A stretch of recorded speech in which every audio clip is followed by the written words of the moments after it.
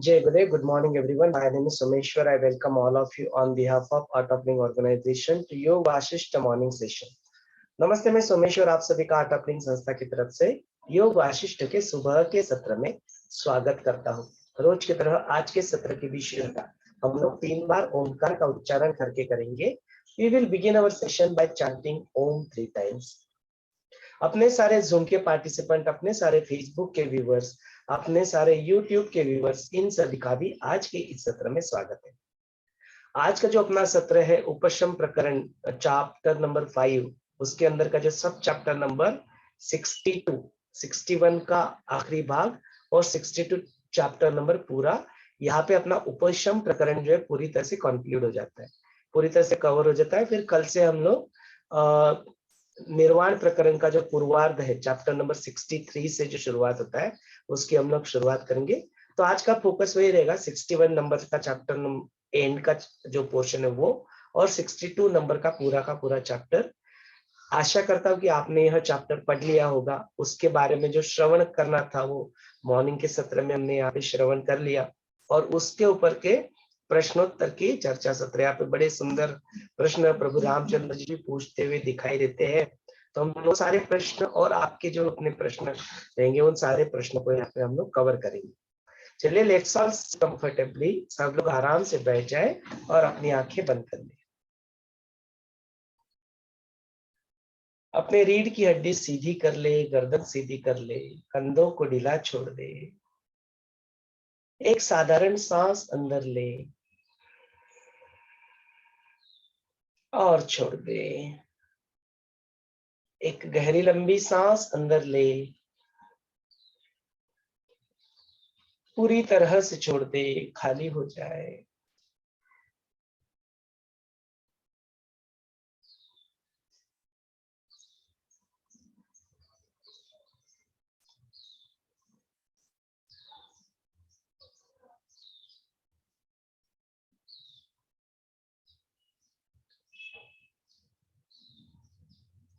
ओमकार उच्चारण के लिए गहरी लंबी सांस अंदर ले।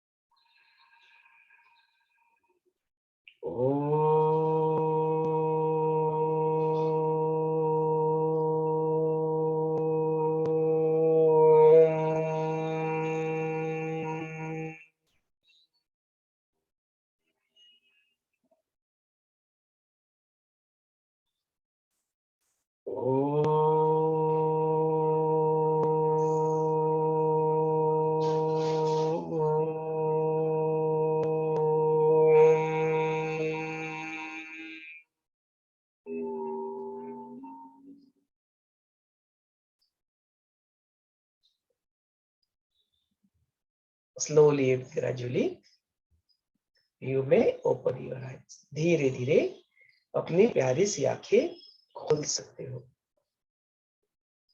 चलिए, इस सत्र को अभी हम लोग आगे बढ़ाते हैं। और टू यू।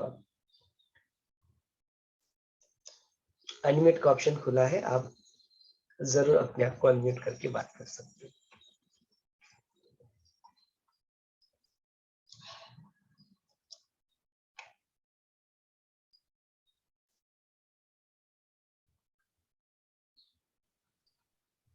जय गुरु। जय गुरु संजय जी, बोलिए। यहाँ पे चित्त के नाश के 2 प्रकार बताए गए हैं, अरूप और स्वरूप। वो और भगवान राम ने प्रश्न विचारा है, क्वेश्चन पूछा है, चित्त नाश के नंतर की अवस्था कैसे रहती है? चित्त नष्ट हो गया ऐसे कब कहा जा सकता है? स्पष्ट करें, इसका जानना चाहता हूँ। हाँ, तो बड़ा सुंदर प्रश्न है कि अक्सर हम लोग देखते हैं कि यह शरीर, कल जैसे हमने मृत्यु के बारे में बात किया, आत्महत्या के बारे में बात किया, वहां पे भी यह विषय आया था कि इस शरीर को छोड़ दो, how to leave this body. हाँ, तो क्या हम लोग जीवन मुक्त या मुक्ति या मोक्ष प्राप्त करने के लिए मरी जाए? इस शरीर को छोड़ दे माने कि आत्महत्या कर ले, या मर ही जाए, मरने के बाद में ही यह संसार छूटेगा या उसके बाद में छूटता है या नहीं छूटता है। ऐसे कई सारे जो क्यूरियोसिटी वाले जो प्रश्न होते हैं, जिज्ञासा के जो प्रश्न होते हैं, उन प्रश्नों के बारे में चर्चा किया कल। तो वहां पे शरीर के ऊपर काफी ज्यादा फोकस था। अभी उसी सिलसिले को जो वीतव्य मुनि की जो वीत मुक्ति होती है उसको प्राप्त करते हैं, उसके ऊपर से प्रभु रामचंद्र जी को कई सारे प्रश्न यहाँ पे आते हैं। तो हमने 61 नंबर का चैप्टर था, उसमें देखा भी कि प्रभु रामचंद्र जी उनको प्रश्न पूछते हैं कि अरे फिर वो कैसे वो वहां पे 300 साल तक उनकी शरीर जो है मिट्टी में वहां पे गड़ा रहा। फिर वो वहां पे बैठे थे जब मिट्टी नहीं थी, तो आजू बाजू के हिंस्र जो पशु वगैरह होते हैं वो आके खाते कैसे नहीं उनके शरीर को? How does it remain like that? Then उसके बाद में फिर वो यदि जीवन मुक्त हो जाते, तो आपने जीवन मुक्त होने के वक्त उन्होंने आपने कहा कि उनका जो या विदेह मुक्त के वक्त भी आपने इसके बारे में बात की कि कैसे उनके चित्त का नाश हो जाता है। तो आपने वो भी कहा कि वो जीवन मुक्त हो गए, उनके चित्त का नाश हो गया, फिर से उठ के खड़े हो गए। अभी जब चित्त है नहीं, चित्त का नाश हो गया, तो फिर उठ के कैसे खड़े हो गए? फिर वो कैसे उन्होंने अपने बीच बीच में जो जिंदगी जो उन्होंने जी इन बिटवीन, वो कैसे जी? चित्त का तो नाश हो गया था, हाउ कम? नो, ऐसे कई सारे जो प्रश्न रहते हैं वो प्रश्न प्रभु रामचंद्र जी के मन में उठते हैं। और उसी सिलसिले में संजय जी का प्रश्न है कि जो चित्त का नाश होता है तो उसके स्वरूप यदि कुछ होते हैं तो किस प्रकार के उसके स्वरूप होते हैं। यहाँ पे वशिष्ठ मुनि बड़े सुंदर तरीके से इसको बताते हैं कि देखो दो तरीके से होते हैं। एक तो बोलते हैं अरूप और दूसरा होता है स्वरूप। माने जो नाश जो हो रहा है, चित्त का नाश, वो एक तो होता है स्वरूप हो रहा है, माने सब कुछ हो रहा है, माने जो है वो विदेह मुक्ति की स्थिति है कि किसी ने अपने आप को अभी इस संसार के जीवन से मुक्त तो करना ही है, बट उसके बाद में संसार में और अभी मेरे को राइट नाउ जब मेरी फ्री विल होगी, जब मेरे को लगेगा तब मैं लौट के आऊंगा, लेकिन अभी मेरी कोई ऐसी इच्छा नहीं है कि मैं इस संसार में प्राप्त करने लायक मेरे को कुछ बचा नहीं है, इस संसार में मुझे करने लायक कुछ बचा नहीं है। जो भी करना था, जो भी देखना था, जो भी भोगना था, जो भी सब कुछ करना था, मैं अभी कर चुका हूँ। एंड नाउ मुझे अभी उस शिव स्थिति को, उस कैवल्य स्थिति को मुझे प्राप्त करना है। माने प्राप्त करके लौट के आना नहीं है, उसी में विलीन हो जाना है। नो, दैट मेरी ऐसी इंडिविजुअल ऐसी कोई आइडेंटिटी हो, ऐसा कोई मेरा भी इच्छा नहीं है। यह जो स्थिति होती है उस वक्त क्या होता है कि जो अपना शरीर जो होता है, शरीर माने अपना फिजिकल शरीर की बात हो रही है, वो फिजिकल शरीर क्या होता है, आप छोड़ देते हो। फिर उसके बाद उस शरीर का क्या होता है, it's none of your business. फिर उसको कोई जला देता है, उसको कोई गाड़ देता है, वो क्या कर देता है, पंचमहाभूत में वो शरीर विलीन हो जाता है। It you just don't, it's none of your concern. या तो आप क्या करते हो, इस शरीर को अपनी ही इच्छा से क्या करते हो, छोड़ देते हो। It's not the death, it's your free will, you leave this body. उसमें में क्या होता है कि जो हमने कल देखा कि जो अपना चित्त होता है, वो चित्त क्या करता है नॉर्मल केसेस में, जब इस शरीर छूट जाता है, माने शरीर आपको छोड़ता है, तो आपको छोड़ने की इच्छा नहीं, बट हमने मृत्यु के अलग अलग 6 प्रकार की मृत्युओं को हमने कल देखा। तो उसमें क्या होता है कि या तो आपकी इच्छा से ये छूट जाता है, या आपकी इच्छा नहीं होती है तब भी एक्सीडेंटल या नेचुरल डेथ, उस वक्त ये शरीर आपको निकाल के फेंक देता है। It's done in there. वार्धक्य रीजन हो सकता है, एक्सीडेंट रीजन हो सकता है। ये और जो अर्लियर केसेस में आपकी इच्छा माने सुसाइड करना लेना, वो आपकी इच्छा से आपने किया। जो दूसरा था वो आपकी इच्छा से ही आप शरीर छोड़ते हुए, तो सुसाइड नहीं रहता है, समथिंग एल्स ना। तो ऐसे अलग अलग 6 प्रकार की मृत्युओं को हमने देखा। तो इसमें क्या किया, अपने शरीर को हमने छोड़ा या शरीर ने हमको छोड़ा, दोनों में से एक संभावना होती है। दोनों केस में भी शरीर आपने छोड़ दिया। अभी क्या हुआ, आपने छोड़ दिया माने किसने छोड़ दिया, तो वो जो चित्त होता है, वो चित्त माने क्या, जो अपना बुद्धि, मन, स्मृति और अहंकार, जहाँ पे आपके संस्कार जो है वो अभी भी वहां पे टिके हुए है, वो है। उसकी वजह से क्या होता है, यदि आप अभी तक वासनाओं से जो है अपने उभर नहीं पाए हो, अपना इच्छाओं से आप उभर नहीं पाए हो, तो वो क्या होता है, वहां पे सुप्त अवस्था में बनी रहती है। एंड देन क्या होता है, वो नया शरीर इमीडिएटली धारण कर लेता है। दैट इज व्हाट इज, हम लोग बोलते हैं जन्म हो गया। अच्छा, ये सारी चीजें काल्पनिक ही हो रही है, चित्त में ही हो रही है, लेकिन वो फिर से नया शरीर धारण कर लेता है। जो स्थिति जो होती है यहाँ पे चित्तनाश की स्थिति जो बताई है, यह नॉर्मल इंसान की हमने कहानी देखी कि क्या आता है, उनका शरीर नष्ट हो जाता है किसी भी प्रकार से, जो है वो तीसरा जो प्रकार हमने देखा मृत्यु का, जो इच्छा मरण से आप शरीर छोड़ देते हो, आपकी कोई वासना ही शिल्लक नहीं है, वो एक अलग बात है। उसके अलावा जो बाकी के पांचों टाइप देखे, उसमें क्या हो रहा है, यू गो देयर और फिर वहां पे वो चित्त से नया शरीर धारण कर लिया। ये नॉर्मल रूटीन में यही संसार का चक्कर चल रहा है सबके साथ। अभी इसके अलावा जो है, जो तीसरा जो था कि इच्छा से जिन्होंने अपना शरीर छोड़ दिया, वो क्या होते हैं, वो शरीर माने फिजिकल शरीर छोड़ने के बाद में वो लिंग देह तक आ जाते हैं। लिंग देह माने क्या, अपना अतिवाहिक शरीर जिसको कहते हैं, सूक्ष्म देह जिसको कहते हैं, सूक्ष्म देह, लिंग देह, अतिवाहिक शरीर, सटल बॉडी, एक ही चीज के नाम है। तो उसी चित्त को रेफर कर रहे हैं हम लोग। तो वो वहां पे पहुंचते हैं, फिर वहां पे अभी और कुछ होता नहीं है, सारा उनका बैंक बैलेंस जो होता है, अकाउंट जो रहता है, वो दे आर फिनिश्ड इट। सारी इच्छाएं उनकी मर चुकी होती है, अभी कोई इच्छा बाकी नहीं। हाँ, कोई गुण नहीं, कोई नहीं, गुणों के भी परे, ये नहीं गुण ना वो गुण, अच्छा ना बुरा, कुछ नहीं, कोई द्वंद्व वहां पे नहीं होता है। और उसके बाद में और मुझे जीवन लेके कुछ और कार्य करना है, सेवा करनी, ये भी नहीं, पुण्य करना, ये भी नहीं, कुछ नहीं करना मुझे, nothing, I don't have, I have fulfil all the purpose of my life and I am done with it. ये स्थिति जो थी, तो उसके बाद में वो क्या करते हैं, वो चित्त से निकल के जन्म नहीं लेते, वो शरीर धारण नहीं करते, फिजिकल शरीर, और उस चित्त को भी पीछे छोड़ के वो अपने चैतन्य के साथ एक विलीन हो जाते हैं, और उससे वहां से लौट के आते ही नहीं है। यह स्थिति में क्या हुआ, आपके चित्त का क्या हो गया, नाश हो गया। नाश माने पूरी तरह से दोनों का भी नाश हो गया, शारीरिक देह और लिंग देह, सूक्ष्म देह, दोनों को छोड़ दिया आपने, और फिर से उसकी उत्पत्ति हुई नहीं, काल्पनिक भी नहीं हुई। तो you become one with the चैतन्य। सो क्या हो गया, विदेह मुक्ति बोल दिया, हमारे अभी दोनों भी देह यहाँ पे नहीं रहे। तो इस केस में क्या हुआ, ये स्वरूप जो है ना और अरूप जो है, इसकी जो बात की है ना चित्तनाश की, जो स्वरूप चित्तनाश हो गया, अरूप चित्तनाश हो गया, तो उसके बारे में यहाँ पे बात आती है। तो एक केस में क्या होता है कि वो पूरी तरह से चित्त नष्ट ही हो जाता है, माने उसका अस्तित्व ही नहीं। ऐसे अलग से जाके देखो तो कोई चित्ताकाश ही नहीं, चिदारूप में, चिदाकाश में विलीन हो गया, और चिदाकाश के भी परे चैतन्य में स्थित हो गया, चित्त में स्थित हो गया। तो ना कोई चिदाकाश में है, ना कोई आपका चित्ताकाश है, दोनों भी आकाश नहीं है। फिजिकल जो स्थूल है, जो चित्ताकाश का भाग है, वो भी नहीं, तीनों भी नहीं है अभी। You are just part of that chaitanya, you become one.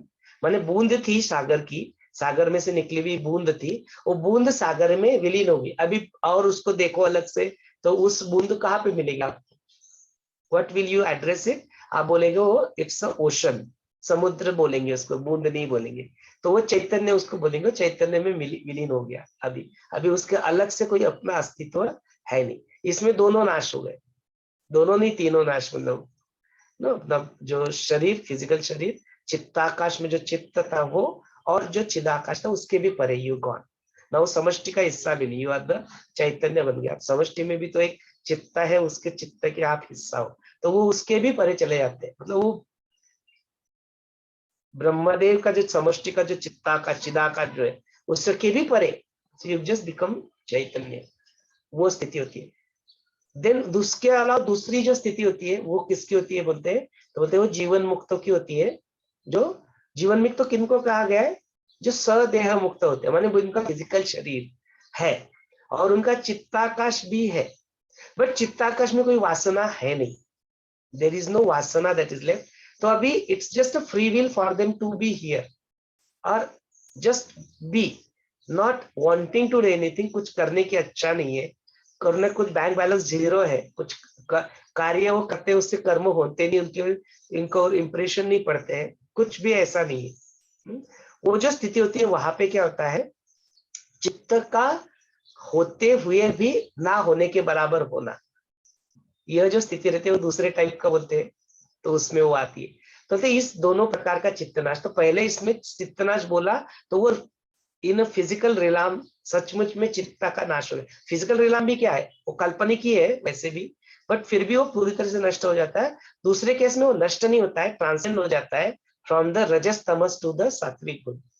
तो यहाँ पे सदेह मुक्ति में वो गुण है आपके पास, वो मैत्री है, करुणा है, कंपैशन है, सत्व गुणों का वहां पे होता है। बट विद्या मुक्ति में दोनों भी नहीं होते, यू गो त्रिगुणा जो त्रिगुणातीत, जो गुरुदेव अभी बोलते हैं कि जीवन मुक्त है बट त्रिगुणा सहित है ना, जो गुरु पूजा में बोलती है, बट त्रिगुणातीत, त्रिगुणातीत क्यों बोला जाता है? त्रिगुणों के भी परे, काल के भी परे कालातीत, त्रिगुणों के परे त्रिगुणातीत। यहाँ पे क्या है, सगुण बोलते हैं, सगुण में, स्वरूप में। तो इसलिए माने होके भी ना होने जैसा, माने कार्य करते हुए भी सुषुप्ति जैसा, as if you are not doing it, you are not the doer, आप कुछ अपनी तरफ से कुछ करना चाहते हो, ये वाली स्थिति नहीं है। जो स्थिति उत्पन्न हो रही है उसके लिए आपको जो कार्य आवश्यक है वो आप कर रहे हो, यह जो स्थिति कहते हैं, उसमें वो चित्तनाश के दो प्रकार, अरूप और स्वरूप प्रकार यहाँ पे बताए हैं।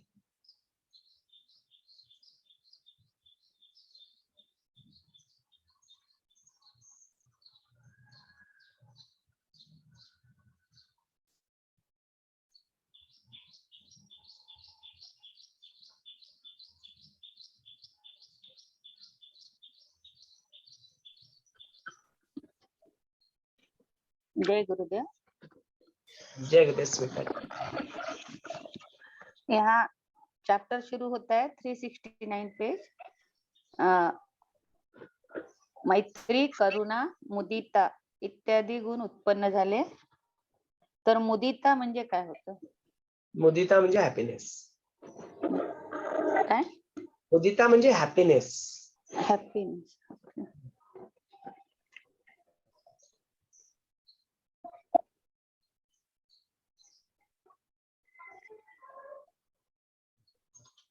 ओके।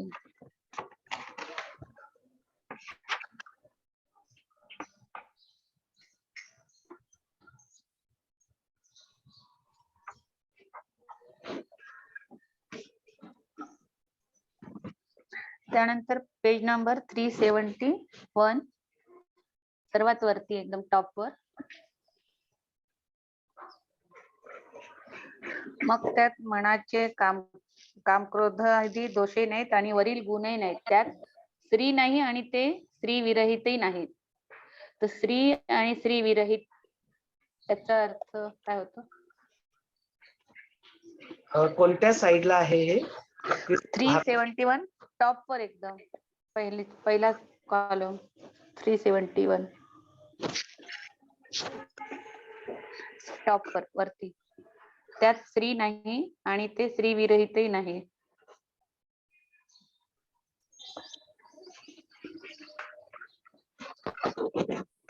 Page number 371। तो इसका हेडिंग जो है ना, बोलते हैं सत्व जो है वो सत्व का भी क्या होता है, आत्म स्वरूप में लय हो चुका होता है। ये वीर्य मुक्ति मुक्ति में सत्व गुण होता है, अलग अलग प्रकार के गुण देखे, अलग अलग प्रकार के जो हमने देखे ना कि रजस तमस सत्व, और सत्व के गुण जैसे मैत्री, करुणा, मुदिता, आनंद जो भी है, ये सत्व गुणों के लक्षण होते हैं। तो बोलते ये क्या होता है कि एक विद्या मुक्ति की जो स्थिति आती है, तब वो सत्व गुण जो होते हैं ना, वो सत्व गुण भी क्या होते हैं, आत्म स्वरूप में क्या होते हैं, लय हो जाते हैं। तो वो जब वो हो गया तो उस स्थिति में जो भी आप बोलो ना कि ये अच्छा बुरा, पाप पुण्य, श्री है भी और नहीं भी, होना भी और नहीं भी, सत्य भी और असत्य भी, नो, अज्ञान और ज्ञान के बीच, रियल और अनरियल के बीच, यह जो स्थिति होती है ना, वो विद्या मुक्ति में ही आती है। माने आप अभी है नहीं, कुछ भी नहीं है, और उस स्थिति में आप क्या कर रहे हो, उस स्थिति को चैतन्य के रूप में प्राप्त कर लिया। यह स्थिति जीवन मुक्तों के भी होती है, बट वहां पे फर्क क्या होता है, वहां पे वन ऑफ देम होता है, बट वो उसको मैटर नहीं करता, वो बिहेव इससे करते हैं कि as if they don't exist. होते हैं, दिखते हैं, अपने को दिखता है, लेकिन वो बिल्कुल एक जो उनका जो संवेद होता है बिल्कुल इस तरह से एक पत्थर के भांति हो जाता है ना। तो बिल्कुल कोई एक्शन रिएक्शन की वाली बात नहीं, बट वो ऐसे एंथुजियाज्म में नहीं होने वाली बात नहीं है, मरे मरे से नहीं पड़े नहीं रहते हैं, they are still in a very dynamic enthusiastic state चैतन्य के साइड से। तो दे आर एक्टिव, निर्जीव की तरह नहीं है, बट अंदर से देखो तो पूरी निर्जीव की बात ही है कि उनके जीवन का कोई वहां पे अस्तित्व है या नहीं है, उनको मैटर नहीं करता है। तो बिल्कुल कोई सोया हुआ इंसान जो है ना सुषुप्त अवस्था में, वो कैसे कुछ भी नहीं करता, वैसे ये लोग खुद भी कुछ नहीं करते, जबकि सब कुछ हमको दिखता है कि सब कुछ कर रहे हैं। तो शारीरिक रूप से दिखता है सब कुछ कर रहे हैं, इनसाइड उनकी चित्त का पूरी तरह से नाश ही हो चुका है। तो एक चित्त रूप में जैसे रहना है वैसे ही स्थित होके, जैसे हम बोलते हैं ना कि ये शरीर, ये समष्टि, ये सारा चित्त का ही स्वरूप है ना, अल्टीमेट चैतन्य का एक स्वरूप है। तो उस स्वरूप में आकार के रूप में दिखते हैं हमको, एक स्वरूप मतलब दिखते हैं, बट एक्चुअली दे आर चैतन्य जैसे ही बिहेव करते हैं वो।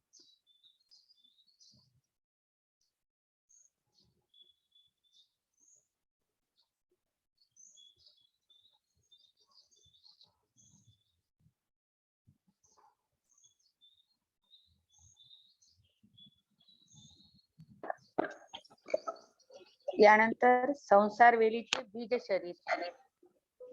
संसार वेलीचे बीज शरीर. हाँ, संसार वेली के बीच में। तो यहाँ पे प्रश्न यहाँ पे पूछा जाता है, जो अपने प्रभु रामचंद्र जी पूछते हैं कि आपने कहा यह प्रपंच की जो प्रश्न विचारलाय. हो. हाँ, तो प्रश्न बघा,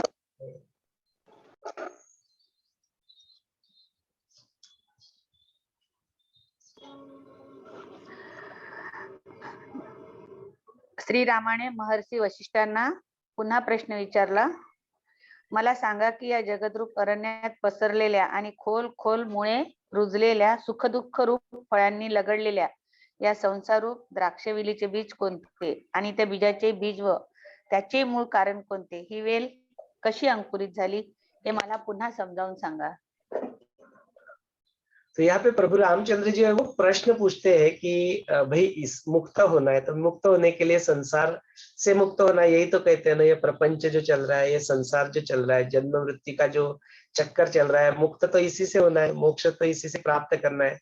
तो फिर उसके बारे में बताइए ना, बोलते कि इससे मुक्त हो मने क्या हो, मने रियलिटी में क्या हो। तो इसका फिर ऐसे जो ये संसार है इसका बीज क्या है, और वो संसार का जो बीज है उस बीज का बीज क्या है, इस तरह से प्रभु रामचंद्र जी प्रश्न पूछते हैं। तो वशिष्ठ मुनि कहते हैं ये संसार का जो बीज जो है, ये संसार जो दिखता है, प्रपंच दिखता है, इसका जो बीज है वो है तुम्हारा शरीर। तो कहते हैं वो शरीर है, तो उस शरीर माने कौन सा, ये फिजिकल शरीर जो है, ये संसार क्या होता है, इसका ये बीज बन जाता है। ये संसार से जो उत्पन्न होते हैं, ये समझ, दोनों टाइप के शरीर के समझ लो। एक तो हो गया आप जो कहते हो आपका शरीर जो दिखता है, फिजिकल बॉडी मेरी आपकी, एक शरीर हो गया। देन जो चिदाकाश जो है, जो समष्टि जिसको कहते हैं, वो समष्टि भी तो किसी का शरीर है ना, जो जिसके अंदर ये एक अलग अलग कई सारे अपने जो चित्ताकाश स्थित है, वो भी तो कहीं पे स्थित है, वो किसी चिदाकाश में स्थित है। तो वो जो चिदाकाश बन गया, ये पृथ्वी हो गई, सूर्य हो गया, कई सारे तारे हो गए, कई इतना बड़ा ब्रह्मांड हो गया, आकाश गंगा हो गई, सारा ये भी तो शरीर है, किसी किसी का तो शरीर है नो। तो बोलते वो प्रकृति है, जो प्रकृति का ये शरीर है, सारा शरीर, वो भी एक शरीर हो गया। आपका फिजिकल बॉडी दिखता, वो भी एक शरीर हो गया। ये दोनों के दोनों शरीर जिसमें स्थित है, वह जो चित्ताकाश है, जो सूक्ष्म देह बोलते हैं, लिंग देह बोलते हैं, बोलने के लिए सूक्ष्म है, बट वो अपने शरीर से भी बड़ा है, उसका जो व्याप है वो उससे भी बड़ा है। सूक्ष्म देह बोलते बिकॉज दिखता नहीं, इसलिए उस रूप में उसको सूक्ष्म का है, but it's not the size से वो सूक्ष्म, ये वाली बात नहीं है, वो आपके शरीर से भी बड़ा है। तो उसमें इनकैप्सुलेट आपका शरीर है ना। तो वो जो चित्ताकाश है, वो जो शरीर है, वो भी शरीर है, समष्टि वाला भी शरीर है, चिदाकाश जो था वो भी शरीर है, यहाँ पे जो चित्ताकाश था वो भी एक शरीर है, और उसमें अपना फिजिकल शरीर, ये भौतिक जो बॉडी हम लोग जिस कहते हो, तो वो भी शरीर है। तो बोलते ये शरीर ही सारे संसार का क्या है, वो बीज है। तो शरीर नहीं है तो संसार ही नहीं है फिर ना, समष्टि का शरीर नहीं है तो माने पृथ्वी ये सब कुछ नहीं है, नियति प्रकृति नहीं है तो शरीर नहीं है, और हमारा चित्ता का भी शरीर नहीं है ये वाला, तो ये शरीर नहीं है फिजिकल शरीर। तो शरीर भी तुम्हारा क्या होता है, संसार का बीज है। तो इस शरीर का बीज क्या है, तो ये शरीर का बीज है तुम्हारा चित्त। जो तुम्हारा चित्त जो है वो चित्त ही क्या करता है, अपने ही काल्पनिक तरीके से ऐसे शरीर धारण कर लेता है। जैसे एक शरीर नष्ट हो जाता है, वो दूसरा शरीर धारण कर लेता है। यहाँ पे वशिष्ठ में प्रभु रामचंद्र जी को बताते कैसे ऐसे कैसे संभव होता है। अरे बोलते कोई बड़ी बात नहीं है, देखो ना तुमको मैं समझाता हूँ। तुम स्वप्न देखते हो। स्वप्न देखते समय क्या होता है? आप ही होते हो, आपके अलावा और कोई होता है क्या आपके चित्त में? आप उस चित्त, आप उस स्वप्न में आप देखते हो, संगीता जी को देखते हो, स्मिता जी को देखते हो, संजय जी को देखते हो। संजय जी, स्मिता जी, संगीता जी वो अपने अपने रूटीन में व्यस्त है ना?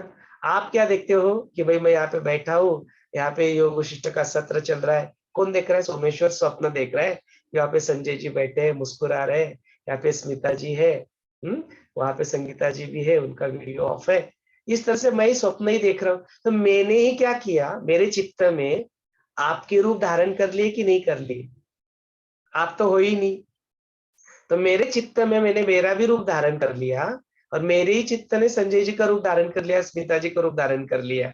मैंने ही किया।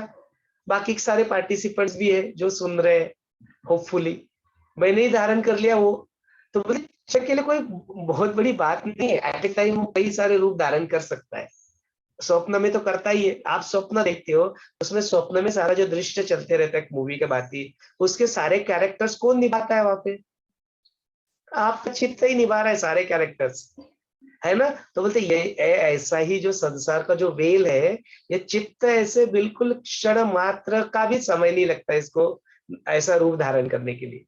तो बोलते ऐसा ही ये रूप धारण कर लिया क्षण मात्र में ही। तो बोलते ये नियत, ये प्रकृति बन गई, उसके अंदर ये कई सारे ऐसे चित्त बन गए, और इन चित्तों ने अपने ऐसे ऐसे रूप धारण करते करते करते करते, एक रूप धारण फिर दूसरा रूप धारण, ऐसे कई सारे जन्म यह चित्त ले चुका है। और तुम्हारा सिलसिला ऐसे ही चल रहा है। You are stuck. ये जो संसार की जो वेल जिसको कहा कि वो, उसमें ऐसे अंकुर जो है वो ऐसे जड़े हुए है, वो ऐसे चलते रहता है। फिर बोलते और चित्त के अलावा और क्या, कौन सा बीज है? तो बोले वो चित्त के अलावा जो और एक जो बीज है, जो चित्त को भी एक्टिव रखता है, और इस संसार के माया चक्र में तुम संसार में फिर से जन्म मृत्यु जन्म ही होते, वो होती है तुम्हारी वासना। बोलते वो भी तुम्हारे चित्त के अंदर जो वासना उत्पन्न होती है, वो वासना ही तुम्हें क्या करती है? मुझे कुछ करना है, मुझे कुछ अच्छा करना है, हा? मुझे ये करना है, मुझे वो करना है, मुझे पैसा कमाना है, मुझे शादी करनी है, मुझे बच्चे पैदा करने हैं, गर्लफ्रेंड करनी, ये करनी है, इंजीनियरिंग करनी है, डॉक्टरेट करनी है, पता नहीं क्या क्या क्या क्या अलग अलग प्रकार की वासना। चलो गुरु आ गए जीवन में, सब कुछ छोड़ा, आर्ट ऑफ लिविंग में गए, वहां पे भी वासनाएं पीछा छूटती नहीं है। अरे उसको देखो, वो कितना अच्छा स्वामी, मैं कितना अच्छा, वो कितना अच्छा ऋषि, उसके तो देखो कैसे एडवांस कोर्स होते हैं, मेरे नहीं होती है। वो टीचर, और टीचर के दौर में भी बीच बीच में वो टीचर, वो टीचर, ये टीचर, वो आसनाओं का चक्कर तुम्हें ऐसा जकड़ के रखा है। तुम तुम्हारा क्षेत्र बदल दो, बट तुम्हारी वासनाओं के चक्कर छूटते नहीं है। अब ये वासनाओं के चक्कर नहीं छूटेंगे तो फिर ये जगरहाट जो चल रही है, ये कैसे छूटेगा? यह करते करते इस अध्यात्म मार्ग पे आ जाते हैं, ये वासनाओं के बारे में जानते हैं, तो बड़ी दिक्कत हो जाती है डेली रूटीन में जीने के लिए। ना बड़ा बड़ा समस्या पैदा हो जाती है अपने मन के अंदर। अरे फिर करे तो क्या करे, और करे तो नहीं करे, करे क्या? तो उसके लिए अपने जीवन में गुरु होने चाहिए, वो तुम्हें सही मार्ग दिखाते हैं। उसके लिए तुम्हें अपने जीवन में ध्यान होना चाहिए, जिससे तुम अपने आप के सारे जो है कर्मों के फल से वहां से सब मुक्त हो जाते हो। और उसके लिए तुम्हारे जीवन में ज्ञान होना चाहिए। जो दो ज्ञान कहता है, ये जो मन तुम्हारे साथ ट्रिक खेलता है, तो क्या ट्रिक खेलेगा? तुम्हें आलस्य आ रहा है, वो सारे गेम बताएगा। अरे वैसे भी तो क्या है, माया है, वैसे भी तो क्या होने वाला है, किया भी नहीं भी किया तो क्या फर्क पड़ने वाला है। ऐसा तुम्हारा जो है ना, वो बुद्धि का दुरुपयोग करता है, इसको कुतर्क कहते हैं। तो वो मन क्या करता है, तुम्हारे साथ ट्रिक खेलता है। वो तुम्हें जो करना आवश्यक है, जो पुरुषार्थ निभाना आवश्यक है, उसको निभाने के लिए क्या करता है, परावृत्त करते रहता है। तो हमें इस मन के खेल को और इस माया के खेल को ज्ञान के से इस अविद्या को समझ के इससे क्या करना है, ट्रांसेंड करना है। क्या है तुम ऐसा कर रहे हो क्या? I know it all. तुम क्या नाटक करे मुझे पता है।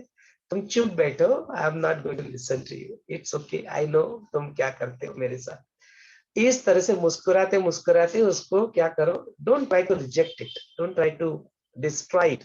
फिर वो एफर्ट डालोगे तो वो नष्ट नहीं होता, उसको उसको खुली छूट दे दो। ठीक है, तुम बैठ रहे हो, तुम विचार करना चाहते हो, तुम करो, मेरे को कोई फर्क नहीं पड़ता, I am observing it.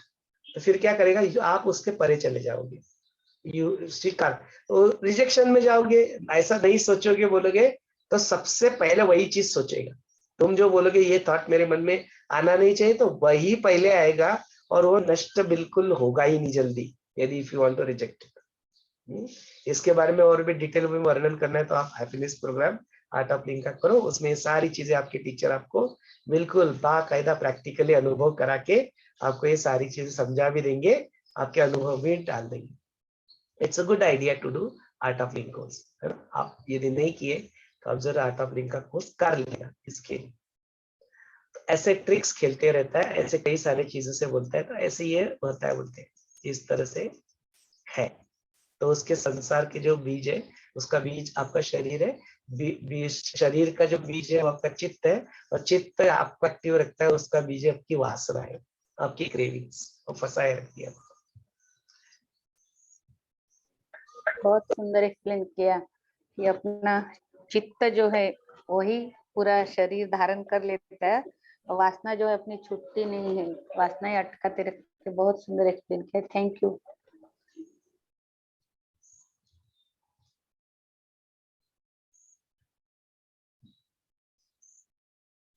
Next Q का चित्ताचे बीजे दोन सांगितले, प्राणस्पंद आणि वासना, तर त्याबद्दल सांगाल? आणि पुन्हा त्याच्यातच त्या पॅरेग्राफ मध्ये आले, जेव्हा नाडी छिद्रातून चिदविकार प्रेरित प्राणाचे स्पंदन होत नाही, तेव्हा संवेदना स्पंदित होत नसल्यामुळे चित्त उत्पन्न होत नाही। तर याचं स्पष्टीकरण कराल? हाँ, बोलते फिर ठीक है ना, फिर इस तरह से ऐसे चित्त है, फिर वो शरीर, संसार का बीज जो है शरीर है, शरीर का जो बीज है वो चित्त है, चित्त फिर तुमको एक्टिव रखने के लिए वासना पिक्चर आती है। उपाय क्या है? मुक्त तो होना है ना इससे, इसमें तो अटके रहना नहीं है। तो बोलते उसके उपाय जो है, फिर वो चित्त की तुम और जागो तो आगे बीच के जाके, तो उसके दो स्पंद होता है, एक तो बोलते वासना जो बताई जो हमने देखा, दूसरा बोलते प्राण स्पंद। तो बोलते ये दोनों को नष्ट करो, नष्ट करो या उन्हें उपयोग करो। तो क्या करो, अपनी वासनाओं को क्या करो, उसका भी उपयोग करो। तो अपनी वासना, पहले किसमें वासना थी, मुझे ये छोटा से ये चाहिए, वो मेरे को घर चाहिए, कार चाहिए, ये ऐसे अच्छी बीवी चाहिए, अच्छा हस्बैंड चाहिए, और अच्छा जॉब चाहिए, पैसे चाहिए, घर चाहिए। आई am not saying that it's wrong और राइट, लेकिन ये मन में ऐसे कई सारे चीजें मिल ही गया है, तभी और चाहिए। फिर एक कार मिल गई तो ये नहीं कार, और मर्सिडीज बेंज चाहिए, फिर दूसरी मर्सिडीज बेंज भी आएगी तो और तीसरी कार, चौथी कार, उसका कोई अंत नहीं। एक घर मिल गया, नहीं नहीं और एक घर, और दूसरा घर, तीसरा घर, अभी तो फ्लैट मिल गया ना, अभी रो हाउस चाहिए, रो हाउस मिल गया, नहीं नहीं इंडिपेंडेंट बंगला चाहिए। इसका कोई अंत नहीं। इन बात को जानना, यह तुम्हारे वासनाओं को क्या कर देगा, कंट्रोल में लाने का एक उपाय बन जाएगा। फिर क्या करो, और एक उपाय बताते हैं गुरुदेव, क्या कहते हैं कि तुम्हारी जो वासना है ना, उनको बड़ा कर दो, एक्सपांड होराइजन ऑफ दैट। मेरे लिए मेरे को कुछ चाहिए ऐसी कोई वासना है नहीं, अभी जो भी है वो वासना भी है, तो क्या है वो सेवा की वासना, वो जो है वो वसुदैव कुटुंबकम। यहाँ पे कुछ और बुरा हो रहा है, कुछ न्याय अन्याय हो रहा है, तो जाके मुझे वहां पे उसके लिए मैं क्या करूं, सारे जो बाकी के जो लोग हैं जो इस संसार के चक्कर में जो फंसे हुए हैं, उनको मैं उससे मुक्त होना, उसकी वासना, मुक्ति या मोक्ष की वासना, बड़ी बड़ी काम, माने छोटी छोटी कामनाओं को क्या कर दो, बड़ी कामनाओं का आधार दे दो। मुझे आईएएस ऑफिसर बनना है, आईआईटी में पढ़ना है, और कुछ करना है, तो ये सारे स्किल्स जो अपने जीवन में हासिल करूं, योगा प्राणायाम मेडिटेशन करना, ये सब कुछ करके जो कुछ सिद्धि या कुछ कुछ प्राप्त हो जाए, तो उसका उपयोग मैं क्या करूं, तो मैं निरुपयोगी ना बनते हुए किसी के लिए उपयोगी बन जाओ। तो ये जो स्थिति जो है वो अपनी वासनाओं को क्या करे हो, आप ट्रांसफर करे हो, ट्रांसफॉर्मेशन में ला रहे हो, माने नष्ट नहीं हुई है, but you have transcended it or you have transformed it into the bigger cause। तो ये आपको क्या करेगी, इससे परे लेके जाने में हेल्प करेगी। ये एक बात होगी। और दूसरा जो बोलते हैं कि दूसरा कहा गया कि उसका और एक बीज होता है, वो प्राण स्पंद, बोलते ये वासना है और ये विचार उठते कब है, तो बोलते जब भी तुम्हारा जो वाइब्रेशन, माने शिव जो है, शिव तो बैठे ही शांत, उनको कुछ लेना देना है ही नहीं, ये जस्ट सिटिंग काम एंड गोइंग। तो फिर वो एक्शन में कब आते हैं, तो बोलते जब स्पंदन उत्पन्न होते हैं। स्पंदन उत्पन्न होते हैं माने एनर्जी, एनर्जी माने आपका वाइब्रेशन, वाइब्रेशन माने उसी को स्पंदन कहते हैं। जब स्पंदन होता है तब जाके वो एक्टिविटी करता है।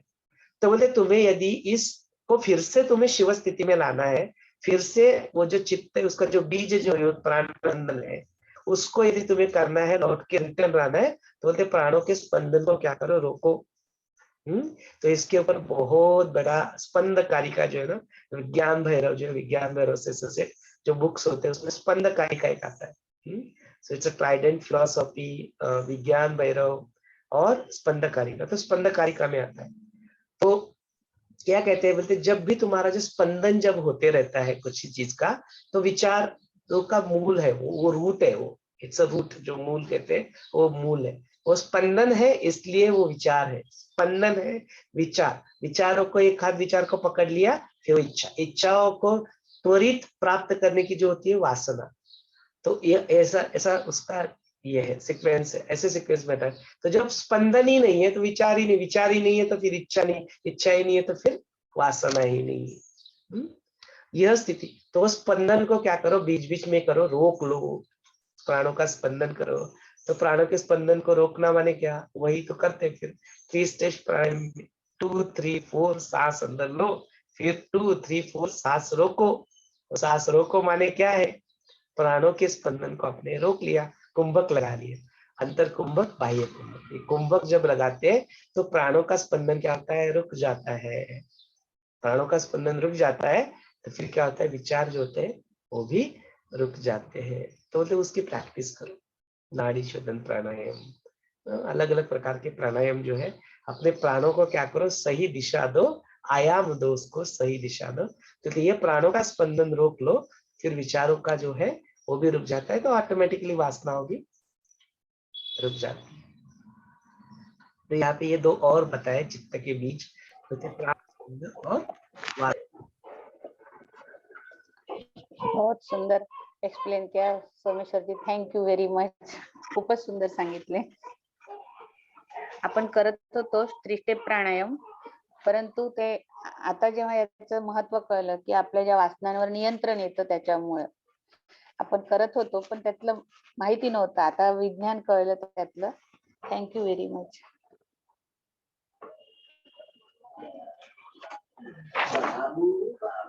Jai Gurudev, and a very good morning to all of you. आप अभी वासनास के बारे में ही बता रहे थे ना, so just a quick question on that is कि what are the latent vasanas which are deep inside within us? So how do we handle those vasanas also? If you can just please explain us. तो हमने जो sequence जो देखा, विचार उत्पन्न होते हैं और विचार उत्पन्न होके फिर उसी में से एक आध विचार को हम लोग पकड़ लेते, फिर वो इच्छा बन जाती है, और वो इच्छा को जल्दी जल्दी प्राप्त करने की जो हरी होती है, want it as soon as possible, वासना बन जाती है, क्रेविंग्स बन जाती है। तो ये विचारों का मूल क्या है, विचार उत्पन्न होते हैं तो विचारों का स्रोत क्या है, व्हाट इज द स्रोत। तो उसमें कहते हैं विचारों के स्रोत जो होते हैं वो तुम्हारे कई सारे जो मन के जो मॉड्यूलेशन है, वो मन के मॉड्यूलेशन और जो अपने मन के ऊपर जो प्रभाव डालता है वो सारे तुम्हारे इसके स्रोत हो जाते हैं। तो कौन सा है, तो बोलते हैं सबसे पहले तुम जो जैसे बोलते हैं जैसा अन्न खाओगे वैसा मन, तो जैसा अन्न खाओगे वैसे ही विचार आएंगे, फिर तुमको उस तरह से विचार आएंगे। तो उसके ऊपर सुंदर सी स्टोरी भी है, जो एक साधु रहता है, वो साधु राजा के घर में जाता है, खाना खाता है, रोज का उनका रहता है। फिर एक दिन आता है, खाना खाता है और वहां पे चांदी का लोटा तो उसको लेके जाता है। तो वो बात फिर वो देख लेते हैं, लेकिन वो संत रहता है, कुछ कह नहीं पाते, श्राप दे देगा, पता नहीं क्या कर देगा। तो वो और एक आदर भी और सम्मान भी होता है मन में, तो जाके इन्फॉर्म करते हैं वो मंत्री को, और वो फिर राजा तक बात पहुंच जाती है। तो बोलते हैं नहीं नहीं ठीक है, इट्स ओके, उनको जरूरत होगी इसलिए ले लिया, अदरवाइज तो उनको ऐसे कुछ चोरी वोरी करते हुए तो कभी देखा नहीं गया। तो it's okay, let it be, they don't take any action. और 4 दिन गुजर जाते हैं, वो चांदी का लोटा किससे लाके उधर रख देता है। नो दैट इज समथिंग सबके लिए बड़ी आश्चर्य की बात हो जाती है कि भाई उसने लेके गया, तब तो हमने समझा कि उसको जरूरत होगी, अभी इसने रिटर्न क्यों लाया। तो उसके जो मूल है, उसका रीजन जो है, रूट कॉज जो एनालिसिस हम लोग करते हैं कॉर्पोरेट वर्ल्ड में, तो उसका वो रूट कॉज एनालिसिस करने के लिए एक मंत्री को आप असाइन कर देते हैं, और फिर वो पूरा देखता है कि क्या हुआ, कैसे हुआ। तो देन दे फाइंड आउट कि जो जिस दिन उसने खाना खाया, उसने जो जहाज से भंडार से वो खाना आला के पकाया गया, तो भंडार में जो खाना लाया वो किसी ने चोरी लूटपाट का माल था वो। इसके लिए वो लूटपाट के माल को खाते वो उसका जो मन वैसे तैयार हो गया और वो मन तो ऐसे तैयार हो गया, तो फिर उसने वो चोरी कर ली और फिर जैसे ही 4 दिन के बाद उसका प्रभाव खत्म हो गया, फिर उसने वो लाके रिटर्न दे दिया। तो ऐसा होता है तुम्हारे अन्न का प्रभाव तुम्हारे ऊपर। तो बी वेरी श्योर कि what is that you are eating, और क्या खाना है, क्या खाना है सिर्फ मन से रिलेटेड नहीं, शरीर भी जो तुम्हारा, उसके शरीर में भी तुम्हारा वात कफ पित्त जो होता है, उससे सारा तुम्हें क्या खाना चाहिए, क्या नहीं खाना चाहिए, कुछ चीजें आपको खानी चाहिए, कुछ चीजें आपको लिवर जो होती है, वो सारा जो विज्ञान है आप वो जरूर वेलनेस प्रोग्राम भी आप कर सकते हो, या आयुर्वेदा का कोई अपना नाड़ी अपनी जो नाड़ी परीक्षा होती है, किसी भी डॉक्टर से नाड़ी परीक्षा कर लो, अपने शरीर को जानो, उसके लिए क्या आवश्यक है। बस एक चीज को अच्छी या बुरी नहीं कह सकते हम लोग, ये नहीं कह सकते कि कर्ड खराब है। अब कर्ड किसी को, जिसकी कफ प्रवृत्ति है उसने कर्ड खा लिया तो उसको तकलीफ हो जाएगी। अब जिसकी पित्त प्रवृत्ति है उसने कर्ड खा लिया तो उसको सवर है, वो खट्टा होता है, उसको एसिडिटी हो जाएगी। तो यह जो चीजें हैं अच्छी या बुरी चीजें नहीं है, आपके लिए अच्छी या बुरी है वो आपको निर्धारित करना है कि आपके लिए क्या सुटेबल है। अच्छा, वो कब खाना है उसके ऊपर मैडम, आपने सोते समय कर्ड खा लिया तो भी आपको तकलीफ देगा। माने ये देखो आप, ये विज्ञान है, ये बड़ा शास्त्र है, तो आप इसको इसको ही तो आयुर्वेद कहते हैं। तो अपनी आयुर्वेद का दिनचर्या, कब कहाँ कैसे उठना, खाना पीना, यही तो ज्ञान है, वर्थ है जीवन में जानने के लिए। बड़ी बड़ी इंजीनियरिंग की डिग्रियां कर लेते हैं, बड़े बड़े सर्जन बन जाते हैं, बट ये बेसिक चीजें ना जानते हुए अपना फिर शरीर में बड़े बड़े आईटी प्रोफेशनल से बैठे कंप्यूटर के सामने कोडिंग चल रहा है, हाँ, या तो फिर बैठे हैं गेम खेल रहे हैं मोबाइल के ऊपर, कई कई घंटे गुजर जाते हैं, फिर पता ही नहीं क्या होता है शरीर के साथ, आंखों के साथ, और फिर सब मतलब फंडामेंटली छूट जाता है जीवन जीने का। तो बोलते इसके लिए आप क्या करो, अपने आप को अवगत कराओ इस ज्ञान से। और ये कोई बाद वाली बात नहीं है, ये कोई ज्ञान वानप्रस्थाश्रम 60 ईयर कंप्लीट हो जाएंगे, रिटायरमेंट जाके ये ज्ञान तब क्या करोगे ज्ञान लगे। अभी आज हो, आपको आपकी इफिशियंसी आज बनानी है, प्रोडक्टिविटी आज बनानी है, आज आपको आवश्यक है ज्ञान, जाके वेलनेस प्रोग्राम, हैप्पीनेस प्रोग्राम करो और उसके अपने जीवन में उतारो, तो फिर वो बात बनेगी। तो ये बात होती है। तो ये प्रभाव पड़ता है अपने अन्न का। दूसरा प्रभाव क्या पड़ता है, ये विचार का स्रोत कहाँ से आता है, तो दूसरा प्रभाव जो होता है कि आपके आजू बाजू के लोग आपके ऊपर प्रभाव डालते हैं, आपके मन के ऊपर। इसीलिए साधु संगति इंपॉर्टेंट है। तो आप देखो कि आपकी जीवन का गोल क्या है, उद्देश्य क्या है, उस प्रकार की साधु संगति को अपने जीवन में अपनाओ, तो वो आपके ऊपर प्रभाव डालते हैं, आपके मन के ऊपर प्रभाव डालते हैं, वैसे ही विचार आपके मन में उत्पन्न होते हैं। तीसरा बोलते लोकेशन, किस लोकेशन पे रहते हो देखो। विशालाक्षी मंडप में जाते हैं, वहां पे बैठते हैं, तुरंत क्वालिटी ध्यान हो जाता है, दूसरी जगह पे करते होता नहीं है। किसी जगह पे वहां पे कुछ नेगेटिव एनर्जीज है, वहां पे बैठो, ध्यान ही नहीं लगता आपको, कई सारे विचार आएंगे, ये करेंगे। तो वो लोकेशन जो होता है, वो लोकेशन आपके ऊपर प्रभाव डालता है। वैसे ही जो एस्ट्रोलॉजिकल जो बाकी के भी जो प्लैनेटरी पोजिशन होते हैं, वो भी आपके ऊपर प्रभाव डालते रहते हैं। तो बोलते दैट इज द लोकेशन से वो तुम्हारे मन के ऊपर। तो इसलिए बोलते चंद्र जो होता है, वो चंद्र को मन का कारक कहा गया है। चंद्र की जो जैसे कलाएं बदलता रहता है, यदि आपको कोई मूड आ गया तो वो मूड जो होता है वो 2.5 दिन के बाद बदल जाता है। It takes 2.5 days to change that mood, क्योंकि वो ऐसे कलाएं बदलता है तो वो करता है। उसकी वजह से भर्ती होती भी होती है, उसकी वजह से अपना शरीर जो है 70% पानी है, तो वहां पे इतना समुद्र में बड़ा बड़ा भूचाल आ जाता है, भर्ती होती है।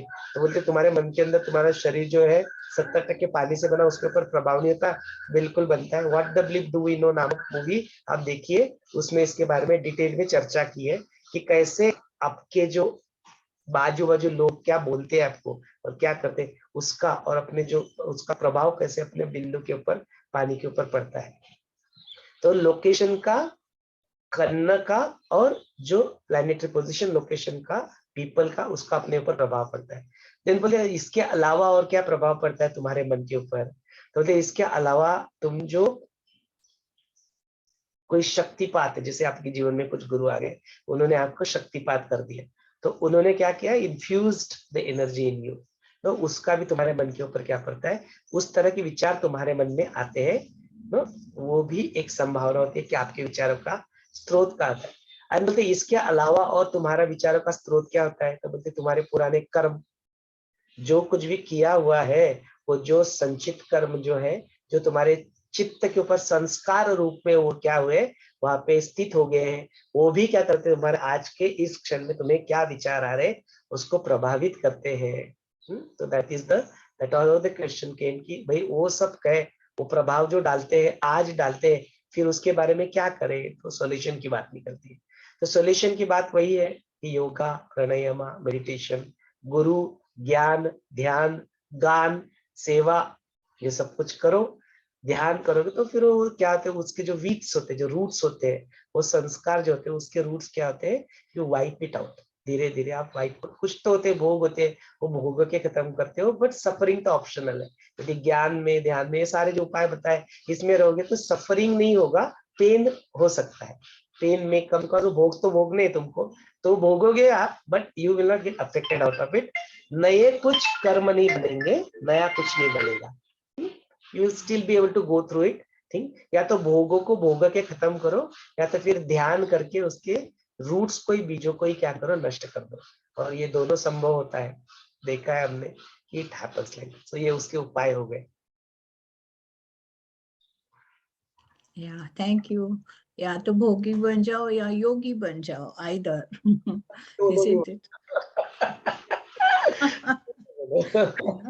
या दोनों भी नहीं, या तो पूरी तरह से करता, पूरा महाकर्ता बन जाओ, या फिर दोनों भी मत बनो कि मैं नहीं हूँ कोई और करता है, तो दोनों बनो या दोनों भी मत बनो। दोनों भी नहीं बनो। Good, thank you. Okay, now one more question, please. So here it says that there are 9 qualities that constitute the entire universe. Like, can you please let us know ki what are those 9 qualities constituting the entire universe? मुझे पता ही नहीं 9 qualities की बात कहाँ पे। इसमें 3 तो अपना ये है, सत्व, रजस, तमस, okay, and then subtle, middling and gross. Now I'm not getting the other 3. The 3 together constitute known as prakriti or nature. Avidya or ignorance is the and it is threefold, but I'm not getting the other 3 ones. Actually, I got the 6 ones, 6 I got it. So that's what I said. I'll just ask you if you can guide me through that. Anyways, if you read it again, maybe we get it. Let's go through it. आप one by one पढ़िए, उसके बारे में देखते हैं फिर क्या है। See, 3 are these rajas, tamas, sattva, rajat. These 3. ये जो जिसकी जो बात की है, इसको गुणास कहते हैं। These are the qualities कहते हैं, इसलिए गुना। तो ये सत्व, रजस आपके शरीर में होते हैं, तो वो ये 3 गुना हो गए, ये 3 क्वालिटी हो गई। और आगे के कौन से हैं? And they are subdivided again into 3 each. That is a subtle, middling, and a gross of these. हाँ ठीक है, आगे समझ। तो 9 बन गए ना, 3 into 3, 3 are 9 होते, तो वो 9 बन गए। तो सटल, वो जो इसी एक जो सपोज तम है, तो तम के ही 3, तम के 3 जो आपने बताए वो 3, तो फिर मिडल जो रजस है, रजस के भी 3, और सत्व है, सत्व के भी 3, तो दैट इज हाउ दे से 9 qualities. Perfect. Yeah, that's what I was not getting it. See, it's so nice. So वो एक एक के वो 3 में divide होते हैं, तो it comes to 9. Okay. Yeah. And then what is that subtle, middling, and those 3 parts which are divided into? उसको भी देख लेते हैं। तो जो पहला सपोज है तम, जो है, जो तम का जो ग्रास रूट लेवल पे होता है, ग्रास रूट वाले जो स्थूल जो होता है, फिजिकल भौतिक रूप में जो दिखता है तमस, माने आप बिल्कुल ऐसे बैठे हो, आपका शरीर हिल डुल नहीं रहा है बिल्कुल ही, तो वो तमस कहाँ पे हो गया? The tamas has come on to the level of grass, मतलब वो बिल्कुल ऐसे आलस्य के रूप में दिख रहा है, ऐसे तम जो है शरीर पूरा शरीर के रूप में दिख रहा है तमस है, तो that is the grass level पे आ गया। जो उसके बीच में मिडल है और उसके बाद में जो तम है, तो वो तम जो आता है अपने विचारों में भी तमस आ सकता है ना, नेगेटिव थॉट्स चल रहे हैं। फिजिकल तो चल आप कर रहे हो, कुछ दिख रहा है कि आलस्य में बैठे, but your thought process is going in very wrong direction, वो वैसे तमस। तो उसके वजह से उसको बोलते हैं ग्रास है, कुछ ग्रास रूट पे तमस दिख रहा है, और कुछ तो होता है नेगेटिव, या कुछ आप बिल्कुल प्लानिंग ही कर रहे हो किसी के मर्डर करने की, मतलब बिल्कुल ही तमस, तमस माने it has gone into the very negative height of that, so subtle रूप में तमस आ रहा है ना, so that Tamas is on happening on the subtle. तो इसलिए वो सटल ग्रास ऐसे उसके 3 प्रकार बताए। Let's say we can say the levels ऐसे हो सकते हैं, उस रूप में उसको दिखता है। तो ये हर चीज को एप्लीकेबल है, रजस के लिए भी और सत्व के लिए भी, तीनों के तीनों।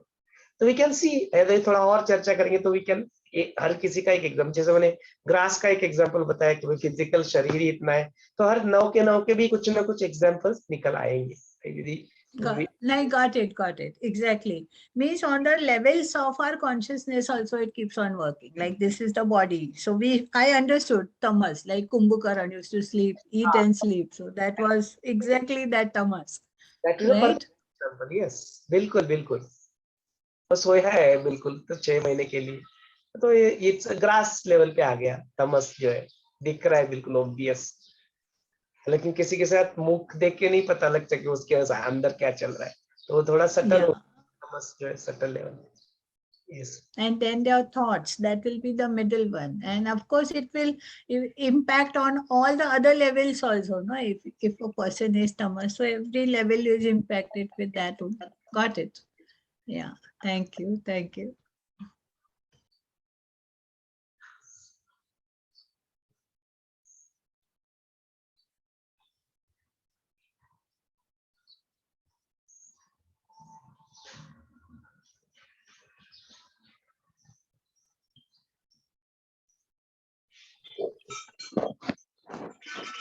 इथे 2 प्रश्न विचारायचे, विचारू का? हा विचारायचे। पान नंबर 373 वर आहे, जीवन मुक्ताचे अचित्त या पॅरेग्राफ मध्ये, अशा प्रकारे सतत वासनेचा प्रभाव नष्ट करण्याचा अभ्यास केल्याने मन जेव्हा कशाचेच मनन करीत नाहीसे होते तेव्हा अत्यंत शांती देणारी अमनसक्ता उदय पावते. तर ह्या अमनसक्ताचा शब्द म्हणजे अर्थ सांगाल, आणि त्याच्याच पुढच्या पॅरेग्राफ मध्ये की आकाशासारख्या स्वच्छ हृदयात चित्ताचा उदय होणार कुठून? सर्व बाह्यार्थ विषयक कल्पनेला, मननाला चित्तातून काढून टाकून जशी वस्तू असेल तशी ती पाहणे, याला अचित्तत्व असे म्हणतात. त्याचे स्पष्टीकरण सांगाल, समजून द्याल? जीवन मुक्त जो होते हैं, उन जीवन मुक्त के यहाँ पे प्रश्न पहले पूछा है कि जो अपने जो जीवन मुक्त होते हैं उनकी एक स्थिति आती है, उस स्थिति को यहाँ पे कहा गया है कि अमनसक्ता कहते हैं।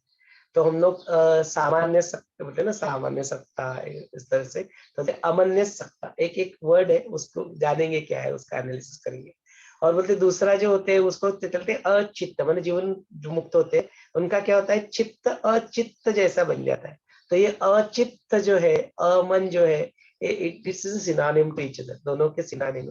तो स्थिति क्या कहते हैं, मन, मन है तो है, अ जिसको लगा दिया जाता है वो नहीं है, माने अमन माने जहाँ पे मन नहीं है।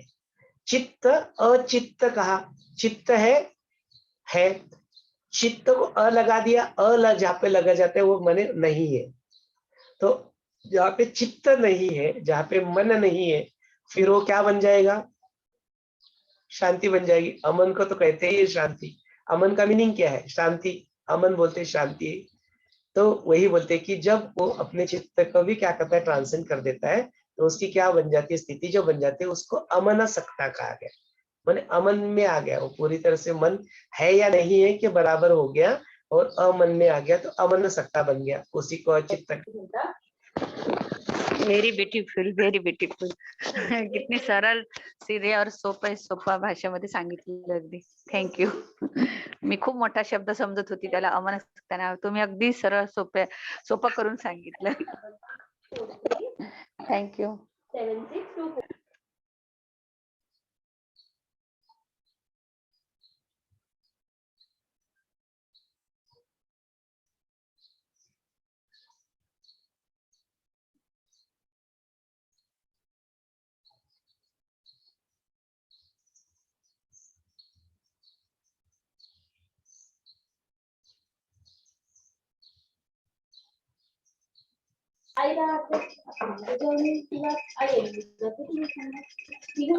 सम्यक ज्ञान म्हणजे काय होतं?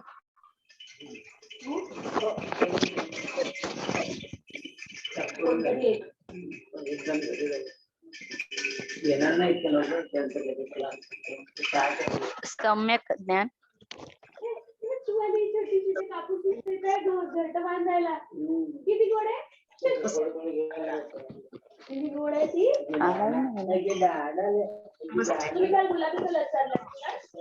मीन्स इक्वालिटी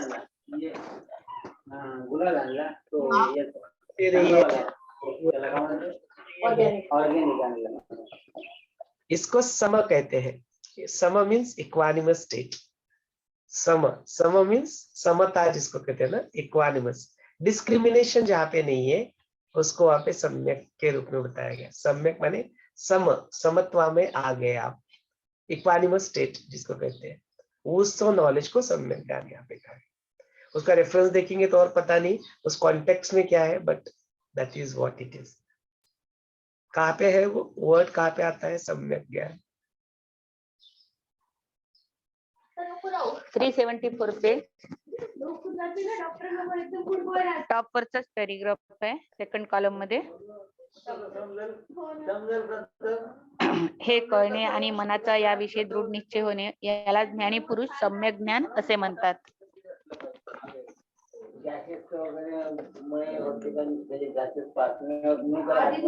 एखाद वेळेस करायचा ऑलमोस्ट रडतो, छान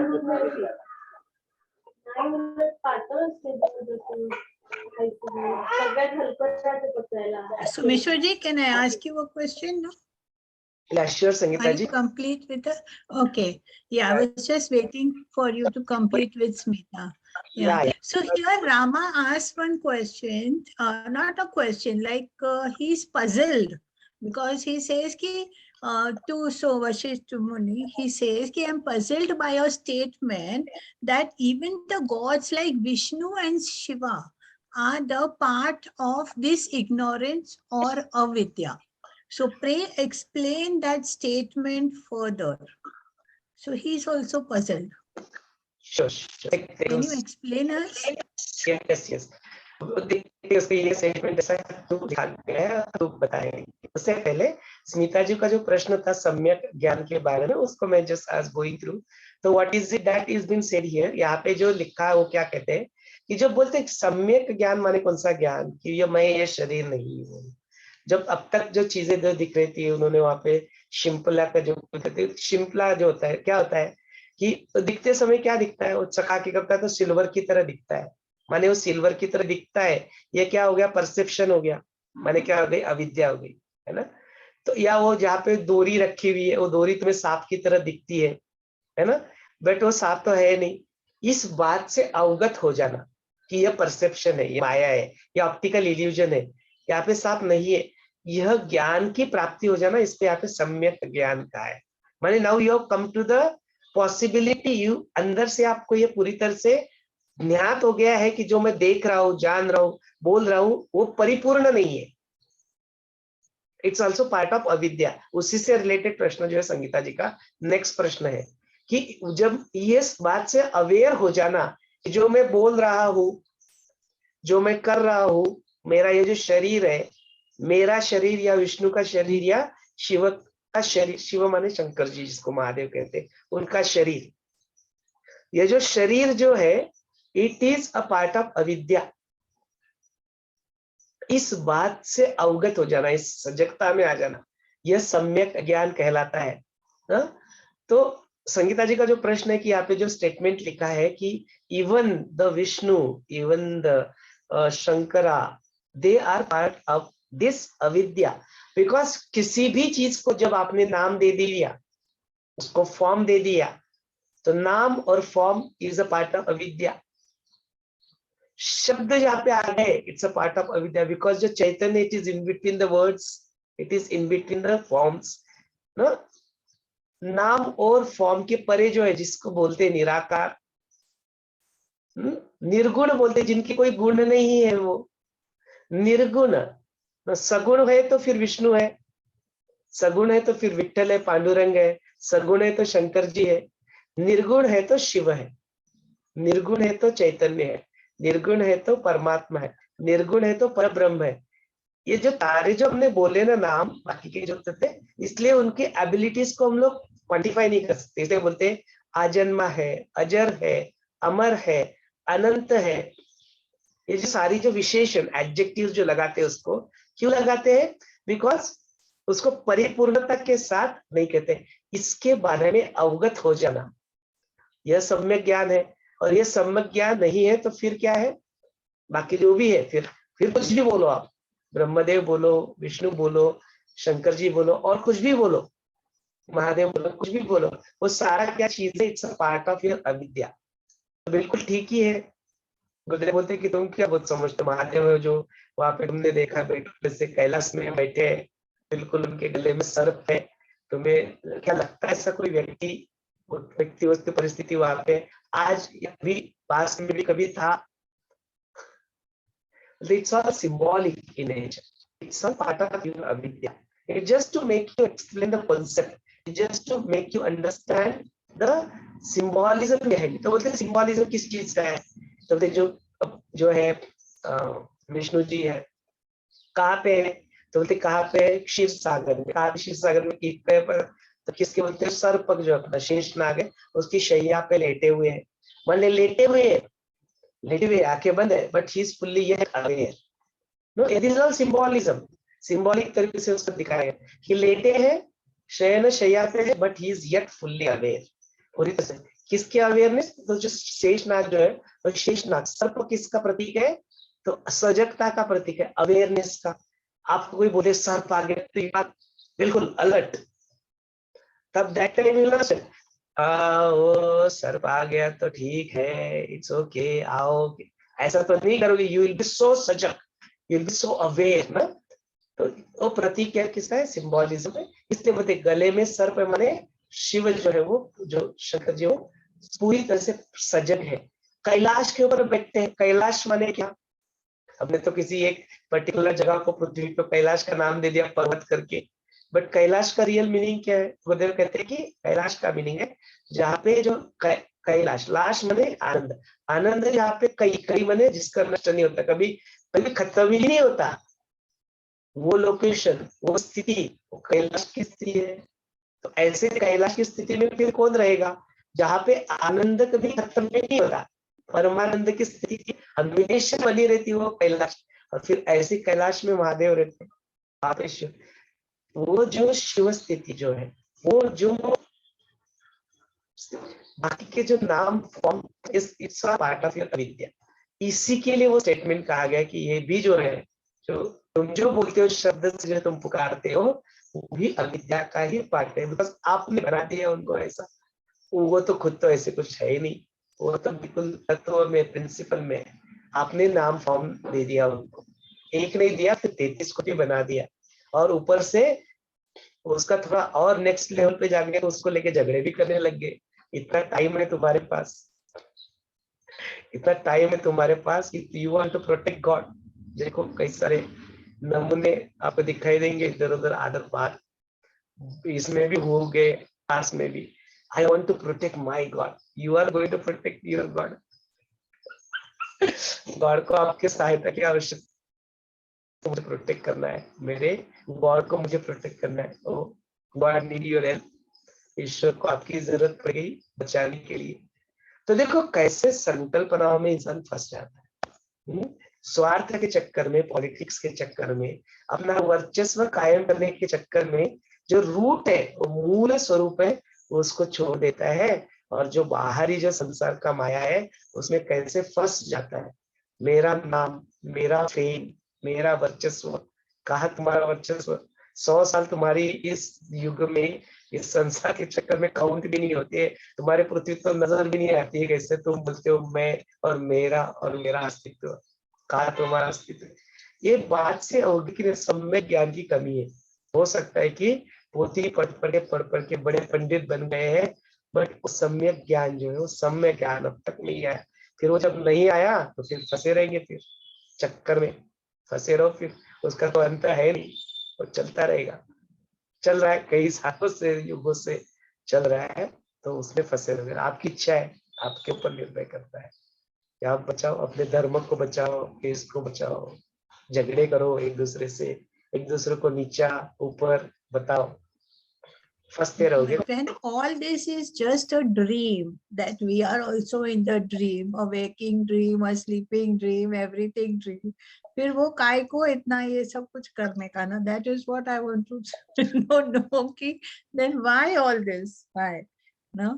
सही कहा संगीता जी ने कि क्यों कर रहे हो, मतलब अभी देखो ना यूक्रेन में वो चल रहा है और रूस चल रहा है, वो पता नहीं मतलब क्या हासिल कर लेगा, पूरी बर्बादी तो कर दिया उसने भी, लैंड का एक स्टेप ये कर लेगा तो क्या होगा, उसको थोड़ा सा ज्यादा benefit, the way I read it, understood it, what it is that ना, जो कोस्टल एरिया जो है ना रूस का, काफी सारा कोस्टल एरिया, तो वो 6 महीने ना वहाँ बर्फ रहता है, तो they are not able to do any trading, कुछ नहीं कर पाते।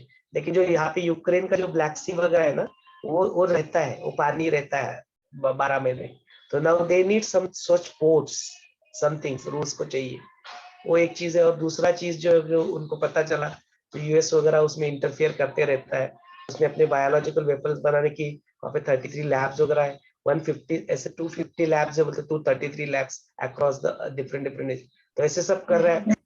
अंदर फिर वो नाटो जो वो नाटो का हिस्सा बन जाएगा तो अपने को थ्रेट बन जाए, माने सब कुछ जो हो रहा है ना, इट्स ऑल फ्यूचर थ्रेट को डील कर रहा है वो, फ्यूचर थ्रेट एंड अपने स्वार्थ को वहां पे डील करने के लिए इट्स ऑल। एंड उसको कैसे फिर, तो बिल्कुल वहां के सारे लोगों को भगा दिया, वहां के सारे जो जब ये है उसको नष्ट कर रहा है, इतना मिसाइल अटैक वगैरह, एंड बाद में क्या होगा, he'll get access to those things and most probably in future रूस will get benefit। क्या स्वार्थ से क्या निकाल दिया, इतने सारे लोगों के जिंदगियां बर्बाद कर दी। सो पता नहीं, मतलब there is some spiritual understanding जो, इतना सा चीन था, इतना बड़ा विस्तारवादी, देखो इसको ये करो, उसको एक्वायर करो, उसको एक्वायर करो, तो ये जो प्रवृत्ति जो है ना आज की नहीं है, ये प्रवृत्तियां पहले से ही, जो अपने कई सारे जो अपने हिस्ट्री आपने पढ़ा होगा, चक्रवर्ती सम्राट बनना है इनको, चक्रवर्ती चक्रवर्ती का मैंने कहा सारी दुनिया मेरी, तुम्हारे लिए पैदा की थी दुनिया, तुम्हारी सारी दुनिया मेरी, मेरे को चक्रवर्ती बनना है। सो दिस इज ऑल वृत्तियां, ये वृत्तियां हमेशा से इनबिल्ट है सिस्टम में, आप चूज करो आपको किस वृत्तियों के साथ रहना है, इस संसार में बने रहना है, मृत्यु जन्म मृत्यु जन्म मृत्यु, तो बने रहो, फिर आपकी इच्छा। हम लोग तो मुस्कुराते हुए देखेंगे आपको, हमें तो बड़ा बड़ा मजा आता है इस सब नौटंकी को देखते हुए। आपके ऊपर है आपको क्या करना है, इट्स अप टू यू। विजय से बन जाए ना, विदेह मुक्ति करते। Okay, I wanted to ask you one more question. Now suppose videha mukti matlab like he plans or someone person plans to live, but that also becomes a desire na then. तो ठीक है ना, हमने बोला ना कि it's a stages, तो पहले तो मुक्ति प्राप्त करने की जो इच्छाएं है, कामनाएं, वो तो उठेगी, and it's a good cause. No नहीं रहेगी तो और कुछ उठेगी जो नेगेटिव की तरफ खींच के दे। बेटर है कि कुछ पहले पुण्य करो, कुछ सेवा करो, कुछ मुक्ति मोक्ष की बात चलो, लेकिन बोलते वो मिलेगी नहीं तब तक जब तक तुम उसको भी छोड़ दो, तब तक। तो अल्टीमेटली आगे जाके एक ऐसी अवस्था आ जाएगी कि आपको पता है कि आप मुक्त हो ऑलरेडी, फिर मुक्त प्राप्त करने की इच्छा कहाँ से बचेगी, तो वो भी क्या हो जाएगी, विलीन हो जाएगा, तुरटी के भांति। वो क्या करती है तुरटी, वो पानी में घुलाओ, ऐसे घुमाओ, मरकती कहते हैं उसको, तो वैसे घुमाओ, फिर क्या कहते हैं, पहले उसका पानी में क्या ना सारा जो मैल होता है, उस मैल को चिटक के उसको सेडिमेंटेशन प्रोसेस जो होती है उसे नीचे बिठा देते हैं, फिर खुद भी विलीन हो जाते हैं उसे। तो ये इच्छा वैसी ही है, मुक्ति या मुक्ति इसलिए रहती है, रह दो, मैं कौन हूँ, उसका उत्तर नहीं मिलता है, नहीं मिलने दो, चलते रहो, बनते रहो, तो लेट इट बी, फिर बाद में वो विलीन हो जाएगा, फिर वो मैं कौन ये प्रश्न ही विलीन हो जाएगा, बट पहले बन रहने दो उसको।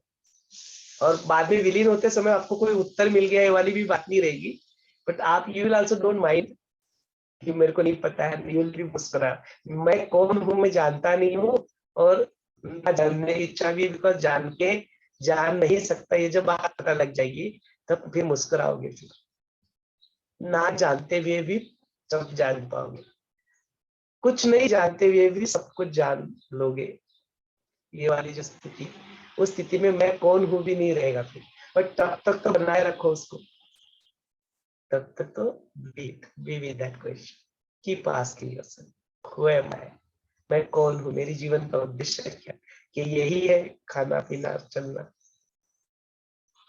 क्या सिर्फ यही है या और भी कुछ हो सकता है क्या? मानव जीवन मिला है तो क्या उसका और कोई उद्देश्य हो सकता है क्या? Just think about it, contemplate, थोड़ा शांत हो जाओ।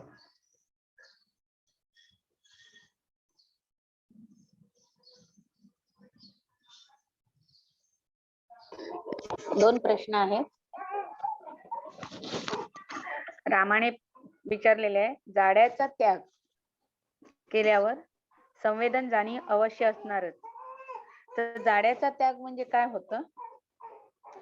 आणि इकडे दुसरं पुन्हा आलेलं आहे, या सत्तेची दोन रूपे आहेत, एक नाना आकाराने विलास पावणारे व दुसरे केवळ जगातील घटपट, घटता पटता असं डॅश करून दिलेलं आहे. तर हे दोन ठिकाणचं कळलेलं नाहीये, तर त्याचं एक्सप्लेन कराल.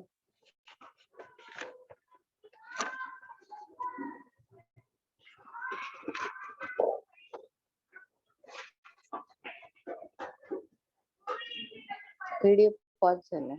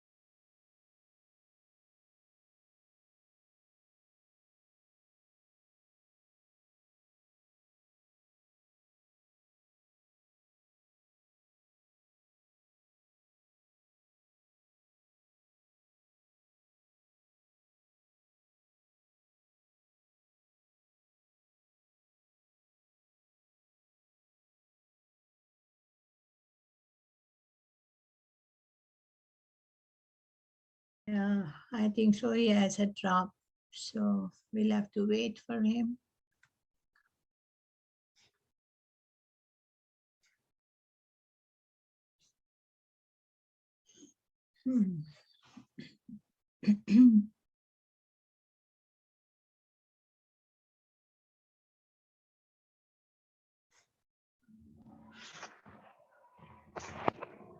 Yeah. आ रही है आवाज? ओके, तो मैं प्रश्न पूछ रहा था स्मिता जी की कहाँ पे आपने पढ़ा ये जाड्या वगैरह जो है? अनम्यूट कर ले अपने आप को।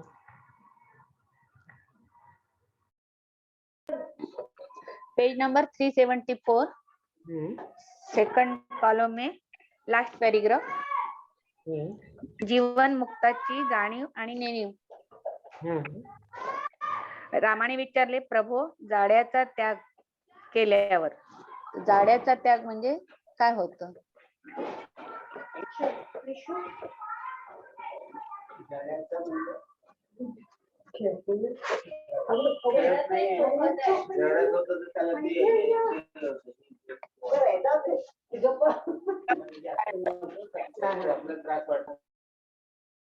नेक्स्ट प्रश्न क्या है?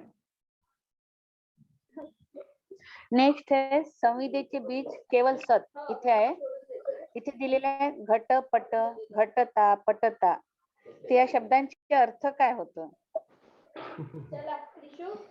ठीक है, यहाँ पे दोनों चीज को यहाँ पे देखो, जो आप लोग जाड़ा का जो त्याग था उसको मैंने क्या कहा गया है।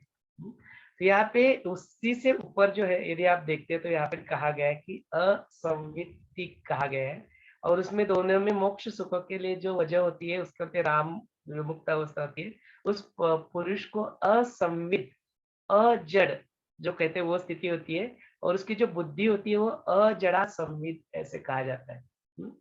तो ये जड़ माने वो उसी तमस की यहाँ पे बात होती है कि जो जड़ता जिसको हम लोग इंग्लिश में इनर्शिया कहते हैं, तो वो जड़त्व जो होता है उसके परे जो होता है वो होता है संवित, दैट इज योर जानी। जानी जिसको कहते हैं जानी माने just an awareness, it is just चैतन्य वाला अवेयरनेस होते हैं, उसी को यहाँ पे संवित कहते हैं। जानीब कहते हैं।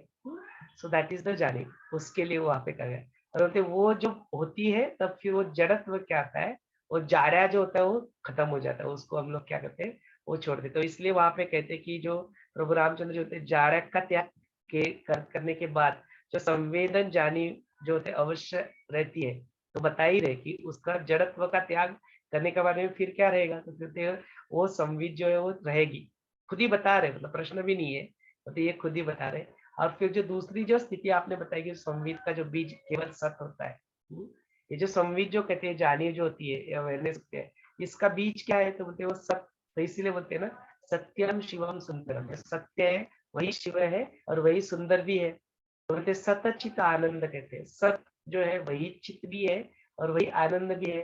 तो जो सत है ना, तो वो जो सत है वो संविद, जो अवेयरनेस है, वो जागरूकता है, उसका बीज क्या है, तो बोलते वो सत है।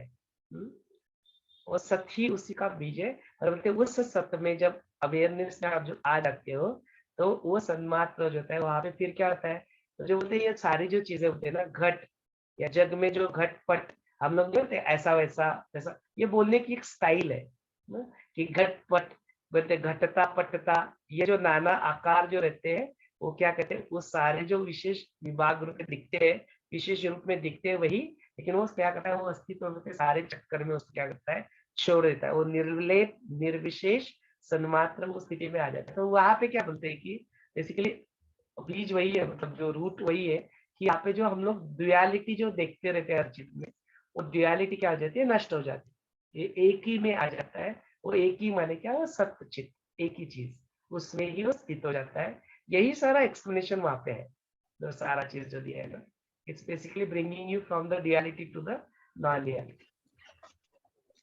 हाँ समझ आया, अभी बट ध्यान में हो गए। एक हाँ, कई परमात्मा है, वो सबके घट घट में है, सब घट सब चीजों में है। घट, लेकिन उसका कोई अर्थ नहीं है, वो हम लोगों ने आकार दिए उसको, है हाँ हाँ, यस यस यस, एक ओंकार सतनाम।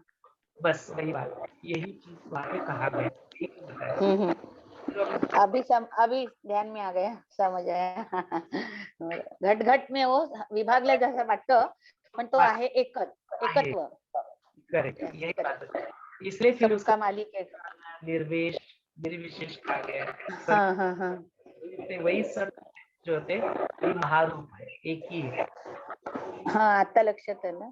जो घट होता है, जो घट फूटने के बाद भी जो दिखता है, वो क्या होता है, घट भी मिथ्या होता है, अंतर आकाश त्यातलं एकच असतं. तत्व असतं। यस, ही बात बताएंगे उसी को। खूप छान सांगितलं, समजलं.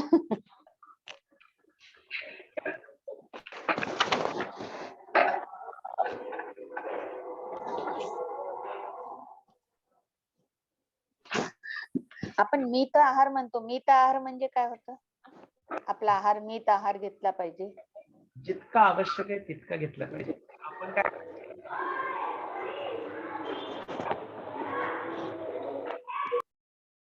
जो अल्पाहार बोलते हैं, मित आहार बोलते हैं, तो उसका मीनिंग क्या है, तो उसका मीनिंग यही है कि जितना आपको आवश्यक है उतना ही लो। हम लोग क्या करते हैं, अपने शरीर की आवश्यकताएं तो पूरी हो जाती है, लेकिन ये दिल मांगे वो के चक्कर में हम लोग क्या करते हैं, और वो जो ना, कि अपना शरीर जो होता है इतना इतना ही लगता है, बोले अपने आकार कितना होता है, ऐसे हाथ करो अंजलि, उसको ऐसे करो, तो बोलते उतना उतना एक समय के लिए उतना आहार बस होता है। तो जो पुराने जमाने में भी वो उनका एक रहता, सभी संत ज्ञानेश्वर के जो सीरियल चलते हैं वो भिक्षाम देही करके देते हैं, तो बोलते वो उतना ही जो इतने इसमें दिए गए ना, मतलब उतना ही वो लेते, उससे ज्यादा लेते ही नहीं थे।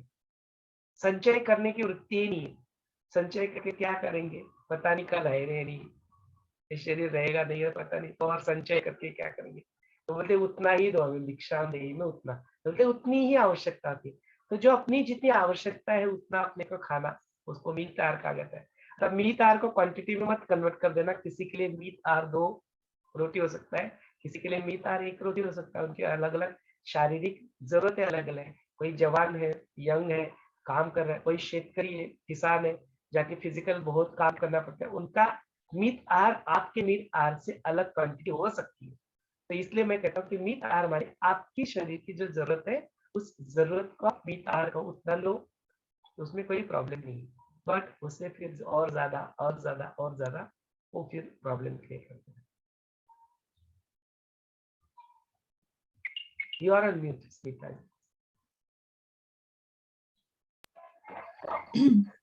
त्याच्याच पुढे शब्द आहे मित आहार विहार सांगितलंय, आसनजय इत्यादींचे पालन, आसनजय कहाँ पे है ये?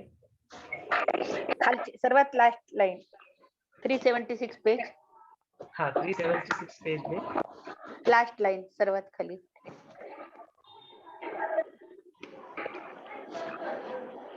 मित आहार विहार आसनजय इत्यादींचे पालन करून योगाभ्यास. आसन जे म्हणजे वही आसन से रिलेटेड योगासन वगैरे. आगे आता भी है ना योगाभ्यास में कुशल होते हैं. हाँ हाँ हाँ योगासन. आसनों के ऊपर जय प्राप्त कर लेना, विजय प्राप्त कर लेना आसन जय हो सकता है.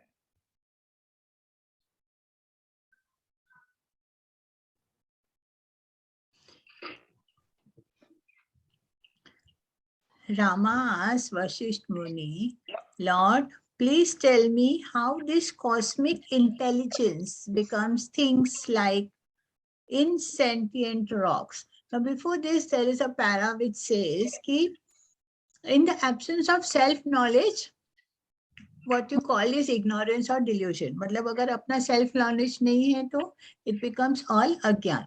ज्ञान नहीं है तो अज्ञान. When the self is known as one reaches the shores of limitless intelligence. जब अपने आप को पहचानते हैं, self witnessing करते हैं तो one reaches the shores of limitless intelligence. So that is what is actually Rama asking. Ki how this cosmic intelligence becomes things like insentient rocks. So what does that mean? How can it become like a rock? Like हाँ हो गया ये प्रश्न, actually Marathi में आया था, शायद उस पर दोहराता हूँ मैं. तो यहाँ पे देखो कौन सी चीज बता रही है. बेसिकली इट्स सेइंग दैट कि दो स्थितियां होती है. एक पहली स्थिति क्या होती है, जब आप क्या करते हो, ये जो चल रहा है उसको आप क्या करते हो, सत्य मान लेते हो. उसको सत्य मान लेते हो, मैंने वो सत्य मान लेना किसका स्वरूप है, वो अविद्या का स्वरूप है. मैंने यू आर इग्नोरेंट, आप अज्ञान में हो. अज्ञान में हो तो क्या मानते हो, जो चल रहा है उसको सत्य मानते हो. फिर नेक्स्ट स्थिति क्या होती है, आप वो कॉस्मिक इंटेलिजेंस को प्राप्त कर लेते हो. माने आप अविद्या को छोड़ के विद्या में यूज करके आप अपने आप को उस ज्ञान में प्राप्त कर देते हो. तो ज्ञान उत्पन्न हो जाता है तो क्या हो जाता है, तो ज्ञान उत्पन्न हो जाता है तो अज्ञान नष्ट हो जाता है. अज्ञान क्या था कि ये सब कुछ सत्य है, जिसको मैं सत्य मान रहा था. तो फिर अभी ज्ञान में आते तो पता लगता है कि ये तो सब कुछ तो ये है ही नहीं, ये तो मिथ्या है. ये स्थिति उत्पन्न हो जाती है. और फिर ऐसी स्थिति में जो होता है, जो सम्यक ज्ञान जिसको कहा गया है, और सम्यक ज्ञान जो उत्पन्न हो जाता है, उसके बाद में आपका व्यवहार कैसे होता है. तो देन योर व्यवहार इज लाइक रॉक. जो सौषुप्त जागृत सौषुप्ति की जो अवस्था होती है कि आप शरीर है आपका, आपका कार्य कर रहा है, लेकिन आप बिल्कुल एक सोए हुए इंसान के बात कार्य करें. तो उसकी उपमा के स्वरूप में, जिसको रूपक कहते हैं, वहां पे वो रॉक की बता, बिल्कुल मैंने पत्थर जैसे ही बन जाते हो आप. तो आया था ना, इट हैज कम हियर. यहाँ पे है वो चीज कि how do you become just like a rock. It comes here. ये कहाँ पे आता है, 61 के एंड में आता है. ये चैप्टर जो नंबर 61 है ना, उसके एंड में आता है कि योग्याचे शरीराची दगडा सारखी दृढ़ स्थिति. तो जो बोलते योगियों का जो स्थिति होती है, उनका स्थिति क्या आता है, तो बोलते उनकी जो शरीर की जो स्थिति है ना, बिल्कुल एक पत्थर के भांति हो जाती है. जब वो योग वगैरह करते हैं तो बोलते वही स्थिर हो जाते हैं ना. तो हम लोग बोलते कैसे पत्थर जैसा स्थिर हो गया, पाषाण जैसे ध्यान में लग गया है ना. उसी स्थिति को कहा गया. तो बिल्कुल they are just like a rock, insentient rock, जिसमें बिल्कुल चैतन्य बिल्कुल ना के बराबर ही ऐसे ही दिखते हैं, बिल्कुल हमको दिखते हैं ऐसे रॉक के बाद. तो उसी स्थिति को यहाँ पे वो कहा गया है कि इट बिकम्स लाइक, और चैतन्य वाली जो स्थिति है वो दिखते समय कैसे बन जाते हैं कि एज इट बिल्कुल इनसेंसिटिव या रॉक के जैसे, कि उनके ऊपर कोई फर्क ही नहीं पड़ता है. ऐसी स्थिति में वो आ जाते हैं. सौषुप्त स्थिति जो होती है जागृत अवस्था की, उस स्थिति में आ जाते, उसी स्थिति के बारे में बात किया है यहाँ पे।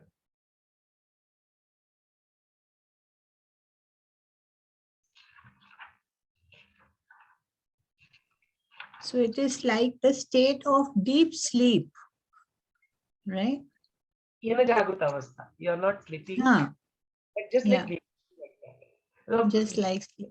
क्या करता है इंसान, आप कुछ भी कहो, हर्ष नहीं, खेद नहीं, अच्छा नहीं, बुरा नहीं, आइडेंटिटी नहीं, कुछ नहीं, कुछ प्रश्न पूछो, कुछ नहीं, तो उस स्थिति में रहते हो जागृत अवस्था में भी, उनके ऊपर कोई प्रभाव नहीं पड़ता है, अच्छा बुरा, हर्ष खेद, द्वंद्व नहीं, ड्युअलिटी नहीं, कुछ नहीं, बट कार्य करते रहते, they do all the work, but not doership, कुछ डूअरशिप नहीं है, मैंने क्या ये नहीं, ऐसा कुछ भी स्थिति नहीं होती, they just do it as if they don't exist, as if they are just like But as if when they are like rocks, then where is the enthusiasm there?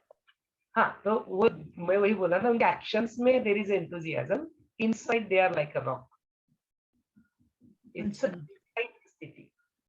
Meru पर्वत की तरह, मेरू पर्वत की तरह। वही बोलते हैं ना, मेरू पर्वत का एग्जांपल क्यों बार बार देते हैं कि मेरू पर्वत कैसे स्थिर है कि उसको कोई हिला नहीं सकता, नोबडी कैन शिफ्ट, बिकॉज वो पर्वत है ना, पर्वत को कौन हिलाएगा, तो बोलते इसलिए मेरू पर्वत की तरह, बिल्कुल एक रॉक की तरह तुम इनसाइड स्थिर हो जाते हो, outside you are still very active, आप मुस्कुरा रहे हो, आप बड़े आनंद में हो, सेवा कर रहे हो, एक्शंस हो रही है सारी, बट इनसाइड यू आर, तो बाहर की व्यक्ति वस्तु परिस्थिति में आप स्थिर हो, तो वो रॉक की स्थिति बोली, इसलिए बोलते हैं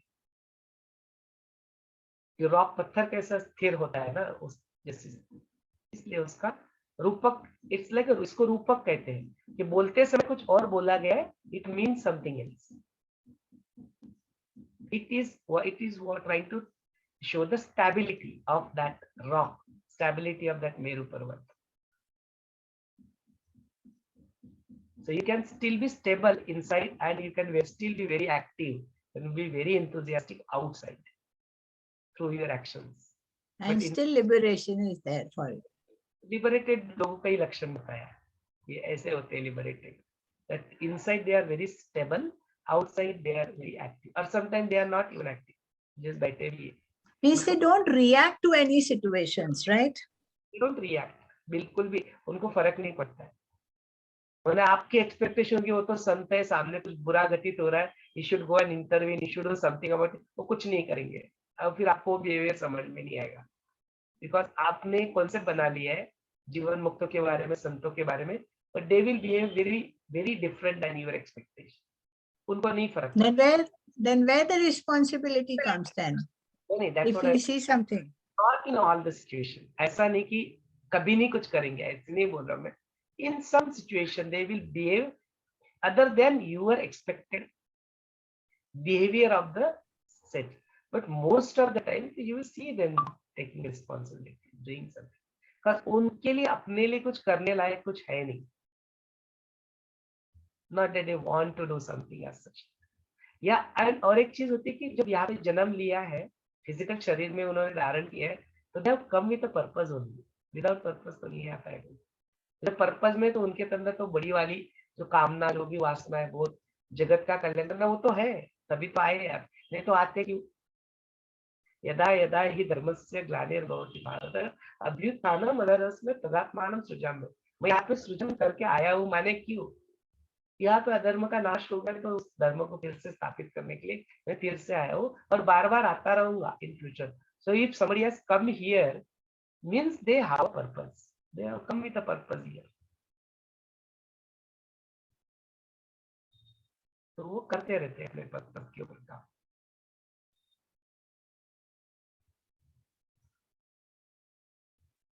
Yeah, thank you. Quite clear now. Mm.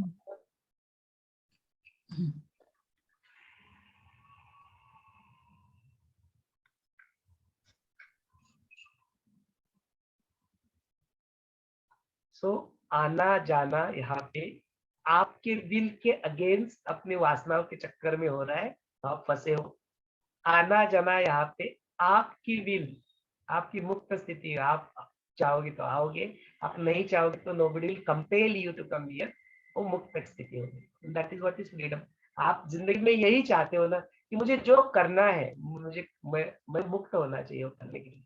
If I want to lead a life of a sannyasi, I should be free. If I want to lead a life of doing seva, I should be. If I want to lead a life of Grihastha, I should be free to do that. If I want to become a scientist, I should be free to do that. If I just want to play the tantra, I should be free to do that. ये मुक्त स्थिति. जय गुरुदेव। हाँ, जय गुरुदेव मनीष जी, बोलिए. ये बड़ी बात ये है ना, जैसे स्कूल कॉलेज की जो पढ़ाई होती है वो बता उसकी तैयारी बाद में, और तैयारी उसकी पहले होती है, परीक्षा बाद में होती है। पर ये जो लाइफ है ना हमारी, इसकी परीक्षा पहले हो जाती, तैयारी बाद में होती है। ये बड़ा मुश्किल है ना। बंदा बचपन से ही माया का प्रभाव पड़ता रहता है। अब बंदा जब भाई 25 का हुआ है तब उसको पता चले कि भाई यार ये तो मैं फंस गया। अब कोई थोड़ा फंसा, कोई बहुत ज्यादा फंस गया, ये और मुश्किल हो जाती है। ये भी बड़ी बड़ी बात है ना। ये मनीष जी उसी की तरह है कि भाई समुद्र किनारे या नदी के किनारे या स्विमिंग पूल के जो होता है वहां पे खड़े होकर स्विमिंग नहीं सीखा जा सकता. स्विमिंग सीखना कहाँ पे पड़ेगा? डुबकी लगा के ही स्विमिंग आएगा.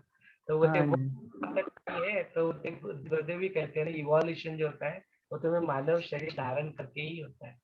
तो मानव शरीर में आना पड़ेगा, वहां पे माया में फंसना, जाना पड़ेगा वहां पे. You have to enter into that so you can evolve and be transcendent. जिसे ट्रांसेंड करना है उसी में घुसना पड़ेगा. माया को ट्रांसेंड करना है तो माया में पहले घुसना पड़ेगा. स्विमिंग वही है ना, कि स्विमिंग क्या है, आप जब तक पानी में उतरोगे नहीं तब तक स्विम नहीं कर पाओगे. स्विमिंग माने क्या? पानी से अपने आप को तैरना है उसके ऊपर, बट तैरने के लिए उसके पहले उसके अंदर घुसना पड़ेगा. बट बड़ी आयरनी है, बट ऐसे ही है. हाँ यदि जी, माया को ट्रांसेंड करने के लिए माया के जगत में आना पड़ रहा है. ये बात है. हाँ जी, ये तो है, पता लग चला कि तो सुन के। हाँ. अब जैसे जैसे अध्याय बढ़ रहे हैं ना आगे, तो लेवल भी काफी हाई हो गया। जैसे अब इस श्लोक के अब ऊपर के लोगों की बात हो रही है। और जो आपने बताया था, जो ऋषि थे जो सूर्य लोक में स्थित हो गए थे, जो मतलब वहां पे रहे ऐसे ऐसे तो मैंने कहा ये ज्ञान भी ना बहुत आगे अब बढ़ रहा है। तो ये है ना, आप एक दो सूत्र इसमें रोज ऐसे बता दीजिए जो मुख्य मुख्य हो, जैसे मतलब बंदा उसको लिख ले, वो ध्यान में रहे कि भाई हाँ जी ये अध्याय के हिसाब से। ये अच्छा नहीं रहेगा? क्योंकि आप मतलब एक दो, जैसे दो जितना आपका मन करे, दो तीन सूत्र रोज के अध्याय के उसकी में से बता दें कि ये हैं जो मतलब लिख के रख सके, उसको बड़ा पढ़ता रहे बंदा, मतलब मन में रहे, पक्का होता रहे। ये आपका निधि इतिहास का पार्ट है, आप जरूर करें. आप अपने नोट्स बनाए, आपको सामने कुछ लिख के रखना है. अच्छा, बट आप भी कुछ मतलब एक दो बता दिया करो, मैं ये कह रहा हूँ। मैं बताऊं, हाँ जी, हाँ जी। तो तो ये सारे झूठो, कुछ लिखना नहीं, कुछ वो लिख लिख के भी क्या ज्ञान प्राप्त हो जाएगा. तो उसके परे हो आप ना. हाँ जी, वो तो है वैसे। फिर भी आपको कुछ लगता है लिखने को तो लिखो. ठीक मैंने है, लिखा नहीं है, जो अपने को जैसा लगता है वैसे लिख करते हैं.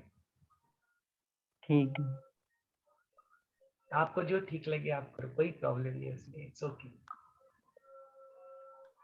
ठीक है। चलिए, और कुछ प्रश्न है यहाँ पे? बहुत आखिरी में बहुत कष्टदायक पाठ होता है उसके बारे में भी बताया, और अल्पोपन भी देता है ऐसा भी बताया. कुछ है आगे चल के?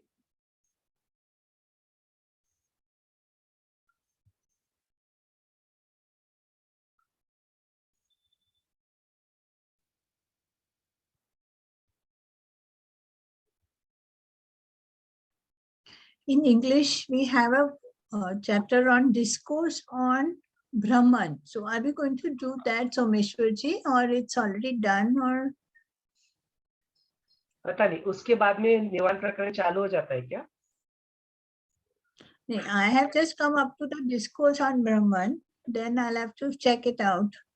Check it out कि वो does it start with a new chapter called निर्वाण प्रकरण. Basically it starts with the Kakbhushan कथा. तो देखिए काकभूषण कथा कहाँ पे है. No, the story of Bhushanda is another chapter. So in between we have one chapter of this Brahman. The whole chapter is there. That is the 62 number का chapter जो आज cover करेंगे. We covered it. We have covered it today. Full chapter cover हो गया. आपने जो प्रश्न पूछा था तगड़ का, जो पत्थर का, वो 61 का end आता है. हाँ. 61. उसके आगे का जो चैप्टर है 62 नंबर का चैप्टर, दैट चैप्टर वासना क्षया, मनोलया और तत्व ज्ञान, इसका समन्वित अभ्यास करके हृदय ग्रंथि का छेद, ये चैप्टर नंबर 62 है, जिसको वहां पे इंग्लिश में ब्रह्मन कहा गया है. Okay chapter number 62 which we are covering today. ये आज समाप्त हो जाएगा. ऑलमोस्ट हो गया. आखिरी के 2 पेजेस बचे हैं. एक ही पेज बचा है. ये सत्ता सामान्य सर्व का बीज है. साधनाओं का समन्वय करना आवश्यक है. शास्त्रों के नियम ये छोड़ देना आपके लिए धोखादायक है. और जो बाकी के जो पथ जो है, जिसमें कहा गया कि यज्ञ, दान, तप, तीर्थ यात्रा, देवार्चन इत्यादि, ये कष्ट साध्य और अल्प फल देने वाले कर्मों में आता है. तो उसको छोड़कर आपको ज्ञान के पथ को, ध्यान और ज्ञान के पथ को आपको लाना है. तो ये यहाँ पे बिल्कुल क्लियरली कहा गया है. तो बोले वो करोगे तो फल तो मिलेगा थोड़ा बहुत, पर वो फल बहुत अल्प होगा. हा, याच्या पुढे चाललेलं आहे विचार मंथनातून अमृताचा लाभ. हे जे आत्मज्ञान आहे ते एक अमृत आहे. आता जे तुम्ही सांगितलं की खूप कष्ट आणि अल्प फळ, त्यावर एकदा सांगा ना थोडे. हाँ, तो यहाँ पे तीनों चीजों का आता है.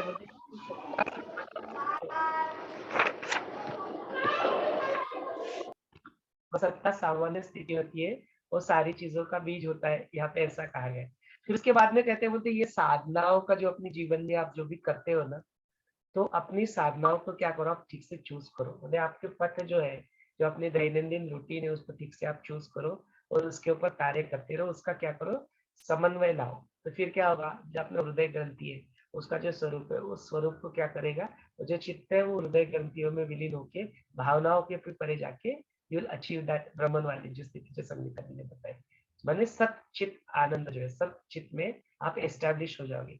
और यह करते समय जो है, जो अपने शास्त्र जो बताए गए, उसमें जो नियम बताए गए, जैसे पतंजलि योग सूत्र है, शास्त्र है, उसमें यम नियम बताए गए, अहिंसा है, ऑनेस्टी है, ये जो सारी जो चीजें हम लोग देखते हैं, सत्य है, बोलते ये सारे यम नियम जो बताए गए, शास्त्र के जो ज्ञान बताए, गुरु के जो वचन बताए हैं, बोलते उनको छोड़ना मत.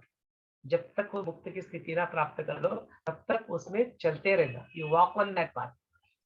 लेकिन इस बात को जानो कि आप जो सोच रहे हो कि मैं इस तीर्थ के यात्रा पर चला जाऊंगा, उस जगह पे चला जाऊंगा, इसकी पूजा करूंगा, उसकी पूजा करूंगा, ये तप करूंगा, वो करूंगा, दान करूंगा, पुण्य करूंगा, देवार्चन करूंगा. तो इसमें क्या है, ये पथ के ऊपर, इस मार्ग में ये सब कुछ करते हुए आपको फल तो प्राप्त होगा, पर बड़े अल्प सा फल प्राप्त होगा. तो उसको छोड़कर आप you come back to the self realization, knowledge, आत्मज्ञान जो है वह सर्वश्रेष्ठ है. ये याद रखना हमेशा कि जो कुछ भी आप कार्य कर रहे हो, एक्शंस कर रहे हो, ये अल्टीमेट एम जो है, जीवन का जो उद्देश्य है, वो आत्मदर्शन है, वो आत्मज्ञान ही है. अपने आप को रियलाइज करना, वो यू आर, वही जीवन का सर्वश्रेष्ठ ज्ञान है.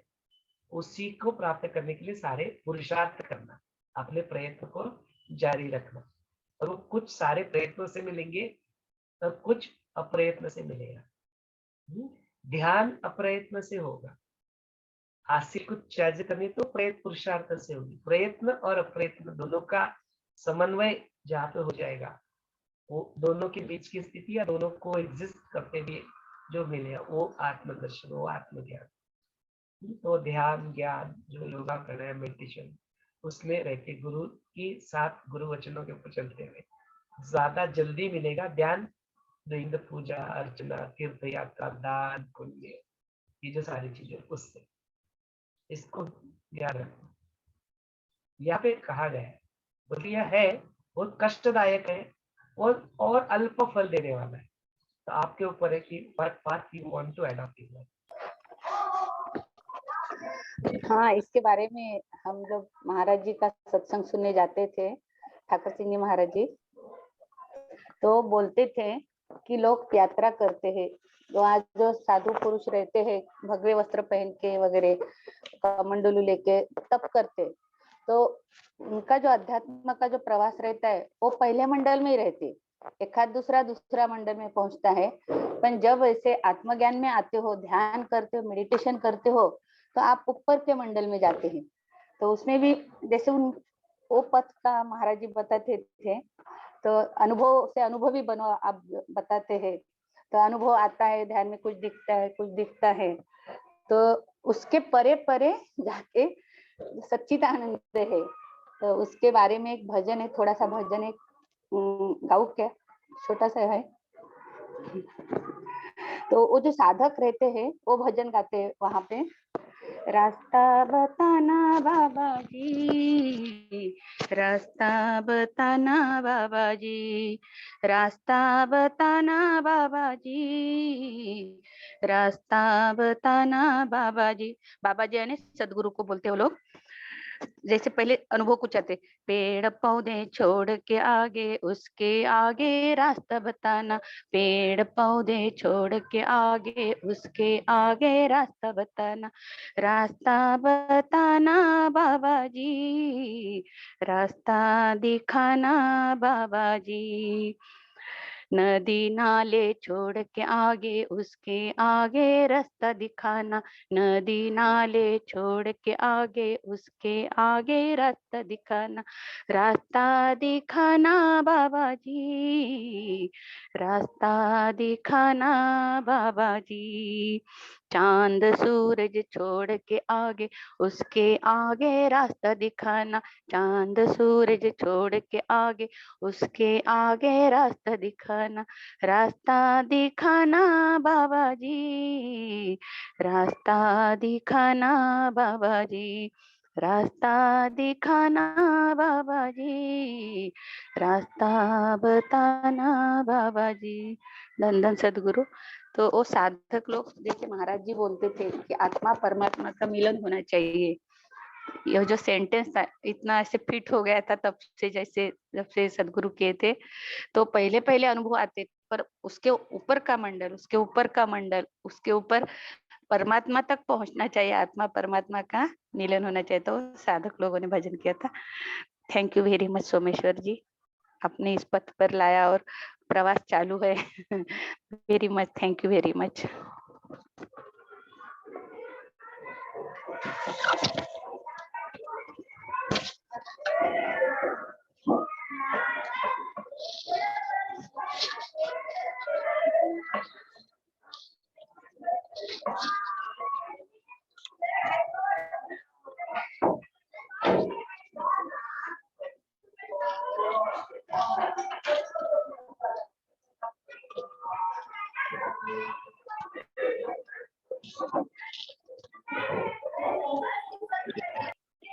चलिए ठीक है, फिर आज के सत्र को